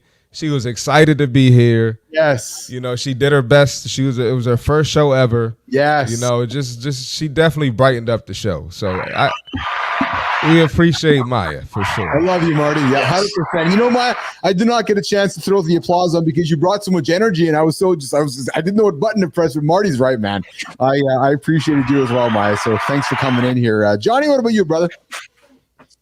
You know, I like how, you know, in Maya's segment, I like how the cell phone thing, of course, we turned it into a sex thing, but she turned it into, no, I had to get it out of the bedroom to help me get my butt out of bed. So I love that. She flipped the script on us real quick, man. I love that. It was great. You're right. She turned it around really powerfully. Flynn or Coach, what did you take from today's show? Yeah, it's got to be the same thing. I love seeing people do something for the first time that they're uncomfortable with, they're nervous by, they're potentially afraid of. And she came out here and she did it. And that's kind of what we've talked about with this show, providing people with an opportunity that haven't had a chance to be on something like this with their shot. And I think she did a great job, and she brought a lot of fun and energy. Absolutely. Yep. Yeah, I enjoyed Maya as well. I thought her energy was fun. When she bounded into the room with energy, and I was like, okay. That's why I was like, Maya, I had to interject there because I don't know if I didn't interject. Your energy maybe just have gone for the whole 13 minutes. So I was like, hey, we gotta pull the energy, Marty. Right? I don't think we're ready. English was not her first language either. Remember, she was rocking it. She was just like a boom, boom, boom. Crush it. It was a lot of fun. All right, quickly, boys. Marty, what do you got on the agenda today, pal? We got leg day, man. You, me both. Yeah. Be ready for a report tomorrow. All right, John Anderson. All right. I like it, baby. I like it. Cool. Get that stuff. What do you got going on today there, Johnny? Well, today is our last full day here at this house in Mexico. So we're going to basically go to the gym, have a great workout, and then kind of button this house up because we won't be back here probably until February. Oh, no kidding. No kidding. Wow. Yeah. Okay. Awesome. All right. Well, you boys go have yourselves a great day. I appreciate the both of you. We'll look forward to reconnecting in the morning tomorrow, 8 o'clock Eastern time. Myself, John, Marty, Christina Flynn. But right now, me, myself, and Flynn, we head up.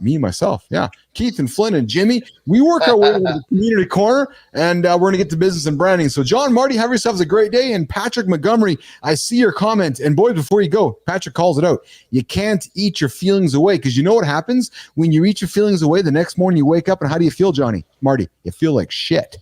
Terrible. You do. Yeah. I've tried that. It doesn't work. And I go hard when I try something. And it just that hole just gets deeper. You never ever get to the other side.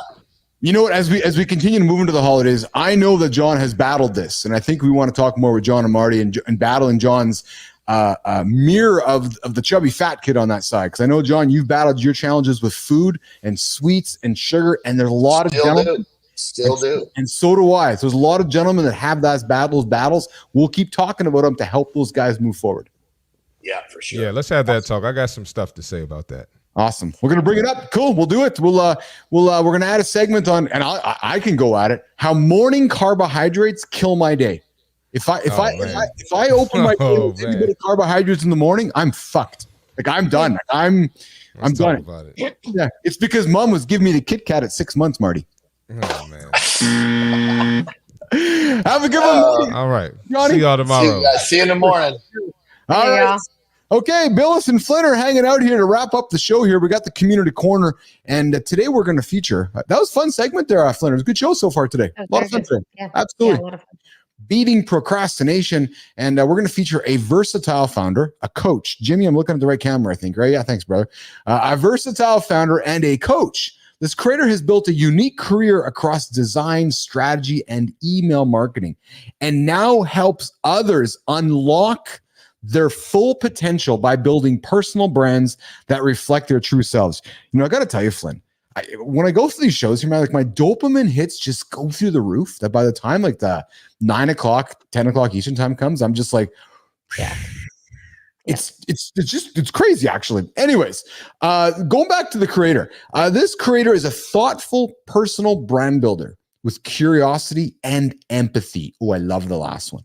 This creator empowers overlooked and underutilized individuals to tap into all aspects of their identity and stand out as a one-to-one. This creator is a guide for thought leaders through his work as a coachaltant. Oh, I haven't heard that before. And this creator also helps individuals build personal brands that align with their skills and values, unlocking both personal fulfillment and professional growth. So today's Creator Spotlight for Mornings in the Lab with Keith and Friends.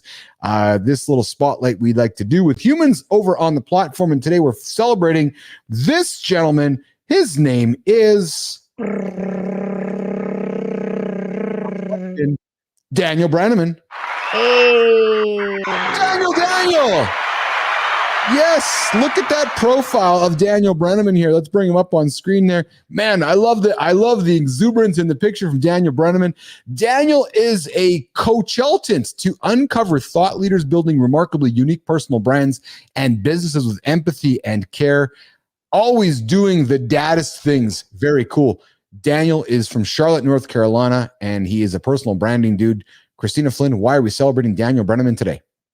Oh, well, I mean, you said it there. Like he has this energy in his profile, which given what he worked on and what he does of trying to help people find what's unique about them and build a brand around it, that's exactly what you want to see from someone. You want to see someone that's kind of like gotten to their authentic self, because those are the only people that are going to be able to help you do the same. So, and what really stood out for me as I've been following along his journey is his use of video, quite frankly, on LinkedIn.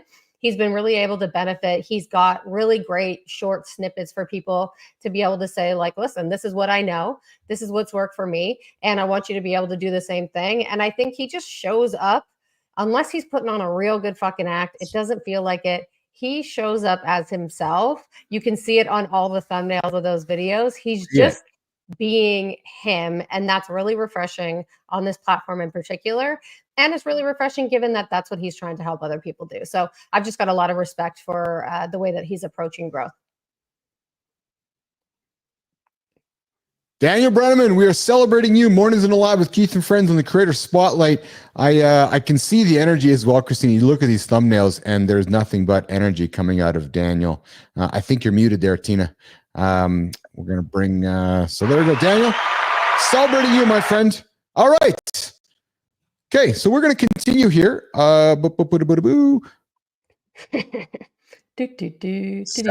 I need to pivot myself. There we go. Okay. Flynn, we are going to move to the business and branding segment on the show. And Jimmy, I know I got to look at this camera over here. And we're going to talk about how to stop treating, we're going to stop on how to stop treating procrastination like a minor issue and call it what it really is. It's poison for your brand. Yep. You're getting your day started. You're getting your business started. Tina, let's lean into today to wrap the show up. The top 5 excuses people lean on. And actually, I think even Maya might have talked about one of them. But let's hit the top 5 excuses people lean on when they drag their feet building their brand and how to crush them. Let's get to number 1. And I love this one. Excuse number 1 is why people aren't having any progress. I'll post when I have something perfect to say. Yeah, it's not going to happen. No? Because you're never going to have something perfect to say. And perfection doesn't exist in this game, very much so, especially when you're talking about building a personal brand. And what I've learned from working with so many different people is that perfect idea of what you have to say, you can't even see it, because it's not what you think is perfect. It's what your audience thinks is perfect. And in order to be able to determine what your audience needs from you or what perfection is to them, then you need to actually post and you need to get out there and you need to be experimenting with content to see what resonates. Because otherwise, we talk about it all the time. It's like the creator's dichotomy. The shit that you spend 4 hours on to create the most beautiful post that you think, you genuinely believe is really, really going to like nail it when it goes out, gets 3 likes, 3 engagements.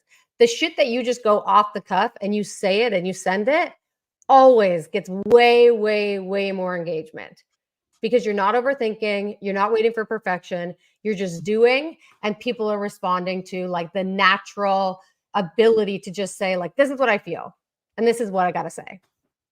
So then is it quantity over quality or quality over quantity? Somebody who's back going, I got to make this perfect post. What you're saying is that just get it done and get it out. And I've really struggled with this. I struggle with this with my own brand because we know the importance, and I knew the importance of like figuring out what I was going to say, what I was going to be known for. But what I realized is that that doesn't come. Like you can have, I want you to start with a thesis. I want you to say, I think people are going to respond to this part of me. I think people really need this because they have a problem and I think I can provide that solution, and start with that thesis, but then experiment relentlessly. Get out content, write. Writing is where you're going to come upon a lot of personal growth. And over time, you're going to start creating these connections, but those connections really come with reps. I'm not saying to send literally anything out, but I would rather have my clients send anything out than waiting for the perfect post and sending that out once a week. It's never going to work. I love your excuse number 2 you have written down here, Christina. I'm too busy. I'm too busy to work on my brand. Christina, the response is? You haven't sorted out that your brand is the most important part of your business. Yeah.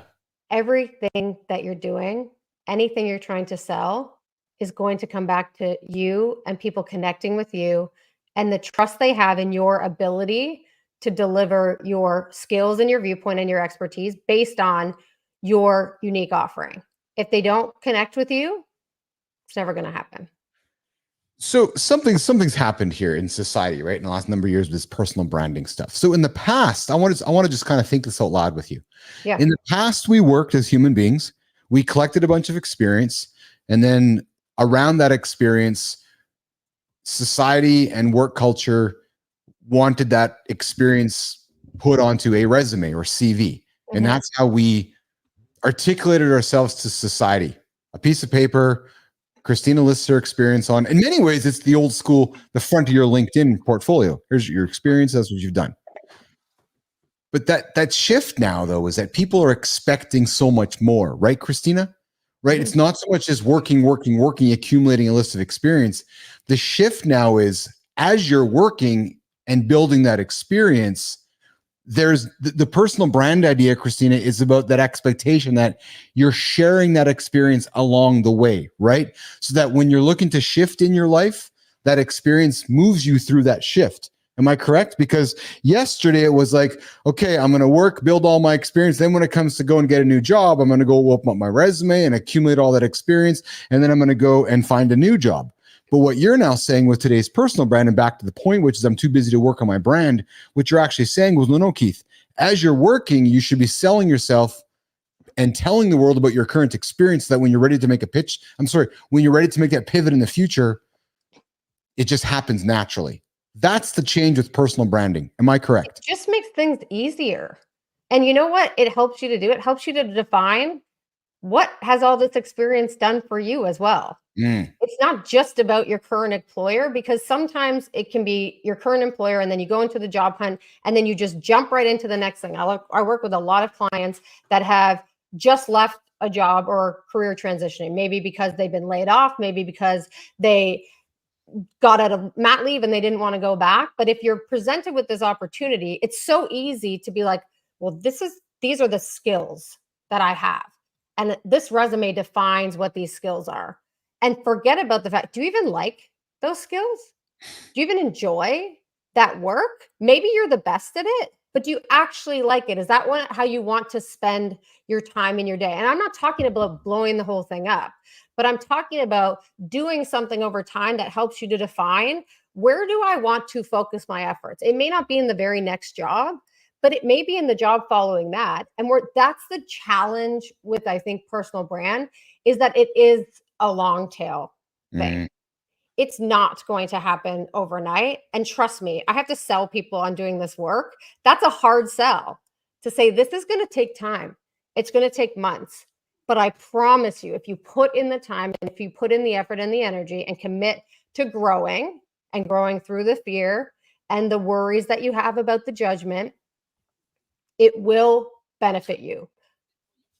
Well, and I think that what you're talking about is, I'm going to jump to excuse 4 here before I come back to number 3, but to build your personal brand, you're going to be doing it on social media. So an often excuse is social media can wait. Well, if you're waiting for social media, then you're also waiting on building your personal brand. You're also waiting on showing the world what you're all about, right? And listen, for somebody right now, maybe like, that's not for me. That's fair. Totally fine. But in your journey of life, when you wake up, and I've been there, nation, men, I've been there. You wake up and, okay, I need to make a pivot, and you have nothing there to pivot to. That's why I've spent the last year of my life recreating myself with my brand again, with Live in the Lab and Mornings in the Lab and you know, this talk show type experience, because I lost my whole personal brand when I went as a ghost 8-10 years ago. So, you know, social media can't wait if your personal brand is important to you. The excuse that social media can wait, Christina, answer that one. So, well, let's dig into this further. You stepped away, and then for the last year, you have spent time building your brand. Like, that's a very technical, practical approach to it. Tell me the most surprising thing that you've learned in the last year about building your brand. The most surprising thing the most surprising thing is how much scammers are out there. But all that aside, and I knew that, but until you really kind of get into it, like, oh yeah, okay, there's a lot of fucking fakery out here. Again, the most surprising thing for me has been a refreshing thing, actually. And this is what I hope will be encouraging to everybody. What hasn't been surprising but has been refreshing is how open people are to realness. People want to see realness. It's like, oh yeah, okay. It's like, it doesn't have to be perfect. No. Look at, you know, Maya was stressed about or excited about coming to the show, stressed, never been on a show before. And it's like, no, it doesn't have to be perfect. Just show up and have some fun. Right. So sorry to interrupt. Would you say that a year ago before you started, you knew what the real Keith was?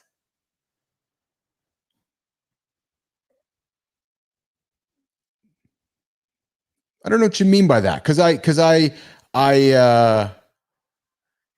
Yeah. So listen, I've known who the real Keith is for a number of years. I think Keith has gone through a rebuilding process, you know, as listen, my identity forever has been linked to my past career. Right. So at ICUC, so coming out of that has been a challenge for me. It's been a challenge and it's taken me some time to get past that. You start this baby, you create it, you sell it, and then it's no longer yours. So that, and then my brand was attached to that. But I don't know if it was so much, you know, who I am, you know, who am I now? I'm proud of who I am now. Who as I was yesterday, you know, there's periods I was proud of that as well, but it's part of our journey, I guess. I don't know. I've thoroughly enjoyed the last year of myself, of rebuilding my brand, you know, coming back and rebuilding my network and meeting a bunch of great humans through my journey. Again, what's been most refreshing for me is how open people are to reality and embracing imperfection. Mm-hmm.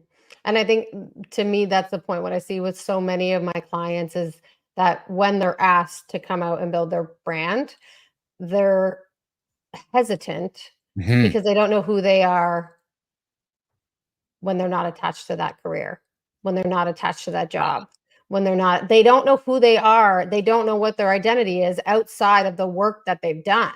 So when they go to build the brand, that's really jarring to say, well, am I just a lawyer? But I didn't want to be a lawyer anymore. So I got away from law. But now what the fuck do I want to be about? And what do I believe? And what do I care about? And what are the things that I have to say? And on top of that, we can't even see our own accomplishments. We can't see how great the things we've done in the past are and what are the lessons that have guided us throughout that journey. So to be able to tell someone, okay, come out and talk about that stuff, they have no idea where to start. Yes. Did you know where to start? No, it was scary, right? I stepped my foot back into the LinkedIn water and just started observing and playing and observing and playing and just trying, right? And walking towards failure, right? Because you had a thesis, you had to believe. I did. I had a strong belief, but it was, and then I'll go to, your point number 3 on excuses why people don't get started. I'll launch after. I just started. Like when I got into this game of building a YouTube channel, a LinkedIn presence, a personal brand here, I just began. I had a fellow on the other side of the camera here a year and a half ago, and I was like, okay, what are we doing? I'm like, boom, let's do this. A lunchtime show live, yada, yada, yada. We built it up. But I did not wait for number 2, which is the excuses. I'll launch after. Now, I'm the believer of let's just launch and then figure it out. Because I think humans, for the most part, Christina, and I think here's a positive rant for me. I think humans, for the most part, are most forgiving. But I think on the opposite side, we as OCD folks, we as entrepreneurs want perfection, when in reality, humans are very forgiving. They're like, oh, you've tried. It's not perfect, but you're trying. And yeah, I'm working even really hard to make it better for you. Okay, great. Mm-hmm. Right? But yet we as humans often go, I'm going to launch until I get this thing fixed, and then I'll launch it next week. Or I'll wait for 3 weeks. It's just, we never launch.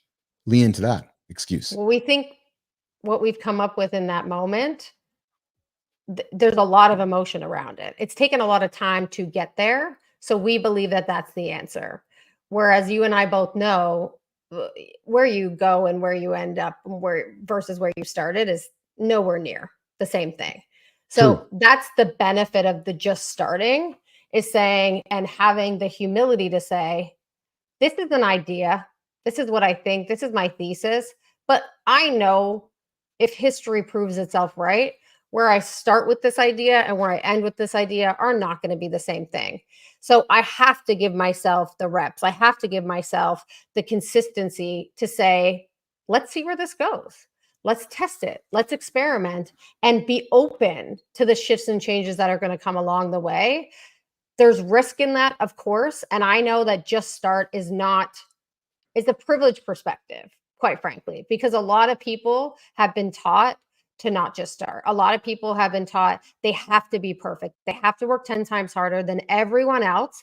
And they have one shot. And if you fuck up that one shot, you're never going to get it again. So I get that. I get that it's not just start. It's much more complicated than that. But maybe a different way to look at it is just start someplace. Mm-hmm. Just pick a thing. Have a thesis. Treat it as an experiment. Give that experiment time and market. Don't fucking post 3 times and tell me it's not working. The amount of times I have to have that conversation with people, but give it time. Yes. 2 weeks, 3 weeks, do that thing. Use the data, have that data inform your next step, plug it in and try it again. Yes. And then the last excuse, guys, you're making is you're saying to yourselves, I may have had a slight part of this as I was restarting. I'll network when I feel confident. No, you're never going to feel confident to network. Literally get into your DMs, go pick up the phone, go mail somebody, go to a offsite, an IRL event. But the reality is network, go talk to some folks. The best learning, actually, Christina, for me, was starting a show, starting a podcast and connecting with human beings. And that was, if somebody wants to do ultimate networking, do this. Like if you want to build your network instantly, start a daily conversation with human beings. Stop having coffee in private. Start creating a show, create a podcast, create a show. But I would never recommend anyone start here. And I'll tell you why. Because the amount of work and effort and energy that goes into the creation of this is a skill all in and of itself. If you have a business and this isn't your only business, which it's not even yours, you're just very skilled at this work and finding and outsourcing talent to be able to pull it all together. This is very hard. It's very easy to say, just go to your network, ask them to be on your show, come on a show, and then you launch it and it's awesome. Meanwhile, it's really fucking complicated to do that. And more likely than not, if you try it this way first, with the exception of you, Keith, because you're an interesting little thing. We know this. So fair comment, but I would invite somebody to do, Christina, though, is okay. Instead of maybe having the coffee in private with somebody, set up a podcast with somebody, have the coffee, create the content, and then do it again. Or if that's not comfortable, I like to say, pick a platform, pick a format. Yes. Do you like to write? Do you like to be on camera? Yes. Do you like audio? What is your way that you like to, and you feel most confident that you can show up that way more consistently? Next, you need to figure out what's the platform that aligns most with that format. And you need to go there and pick one platform first. Just start with that. So if you're not comfortable with the meeting and it being a podcast and the work that it requires around there, then cool. Take the meeting and then write about the lessons that you learned with that person and tag it. Like there's still a way to share those insights. Yes. And still bring that to the world. Of course, ask permission for people. I know people are going to be like, well, I can't just do that shit without asking permission. But lean into what you like the most, even if it's the hardest for you, because that's what you're actually going to stick with. That's going to give you the greatest opportunity to stick with something. Yes. Nation, we're wrapping it up. Keith and Christina hanging out with business and branding. 5 excuses not to get something done today. We've given you every excuse you probably could consider as a business dude, as an entrepreneur starting your day. Marty and John talked about excuses you guys could consider getting into the gym and getting yourself going today. Listen, I know it's tough to get started. I know it's tough to get, it's easier to hit the snooze alarm. You heard AJ talk about, how we're wired. If there's anything that you can do today, though, is just start moving your feet. Moving your feet creates the momentum, and maybe that feet moving the momentum moves you towards unlocking that task in business. Maybe it helps you unlock a task in the gym. Maybe it helps you just move forward like Good Time, who keeps moving his feet week after week, and 5 minutes turns into 10 minutes, turns into 30 minutes, right? So we're going to keep talking about accountability on the show, how to help you guys overcome procrastination. And it's not easy, man. We all battle it. I know Johnny does, I do, Christina does, Marty, we all battle that, idea of procrastination. It'll kill you. It's easier not to do something, right? So it's hard to do hard things. That's why it's not why everybody does it, right? So, but anyways, we're going to get out of here. We got some post-production to do. Christina's got a big day ahead of her. She's got a couple of sick children, I think, at home. So she got to be a mom probably. Oh yeah. Yeah. I'm excited. I'm thrilled. So mom's got mom duty going on here, which, hey, listen, Nation, we know is ultimately the most important duty there is. Everything else we talked about at the end of the day is probably not as relevant as what Christina's working on. So Christina, all the props to you. All the props to you and the family. You having yourself an awesome one. Jimmy, let's get out of here. Felix, let's get out of here. Let's go do some post-production. Nation, we'll see you guys tomorrow, Wednesday mornings in the lab with Keith and Friends, 8 o'clock Eastern time. I'm not wrapping us out of here. I'm doing this, though. See you guys later. Bye, Tina. Bye, Jimmy. See you guys. Bye.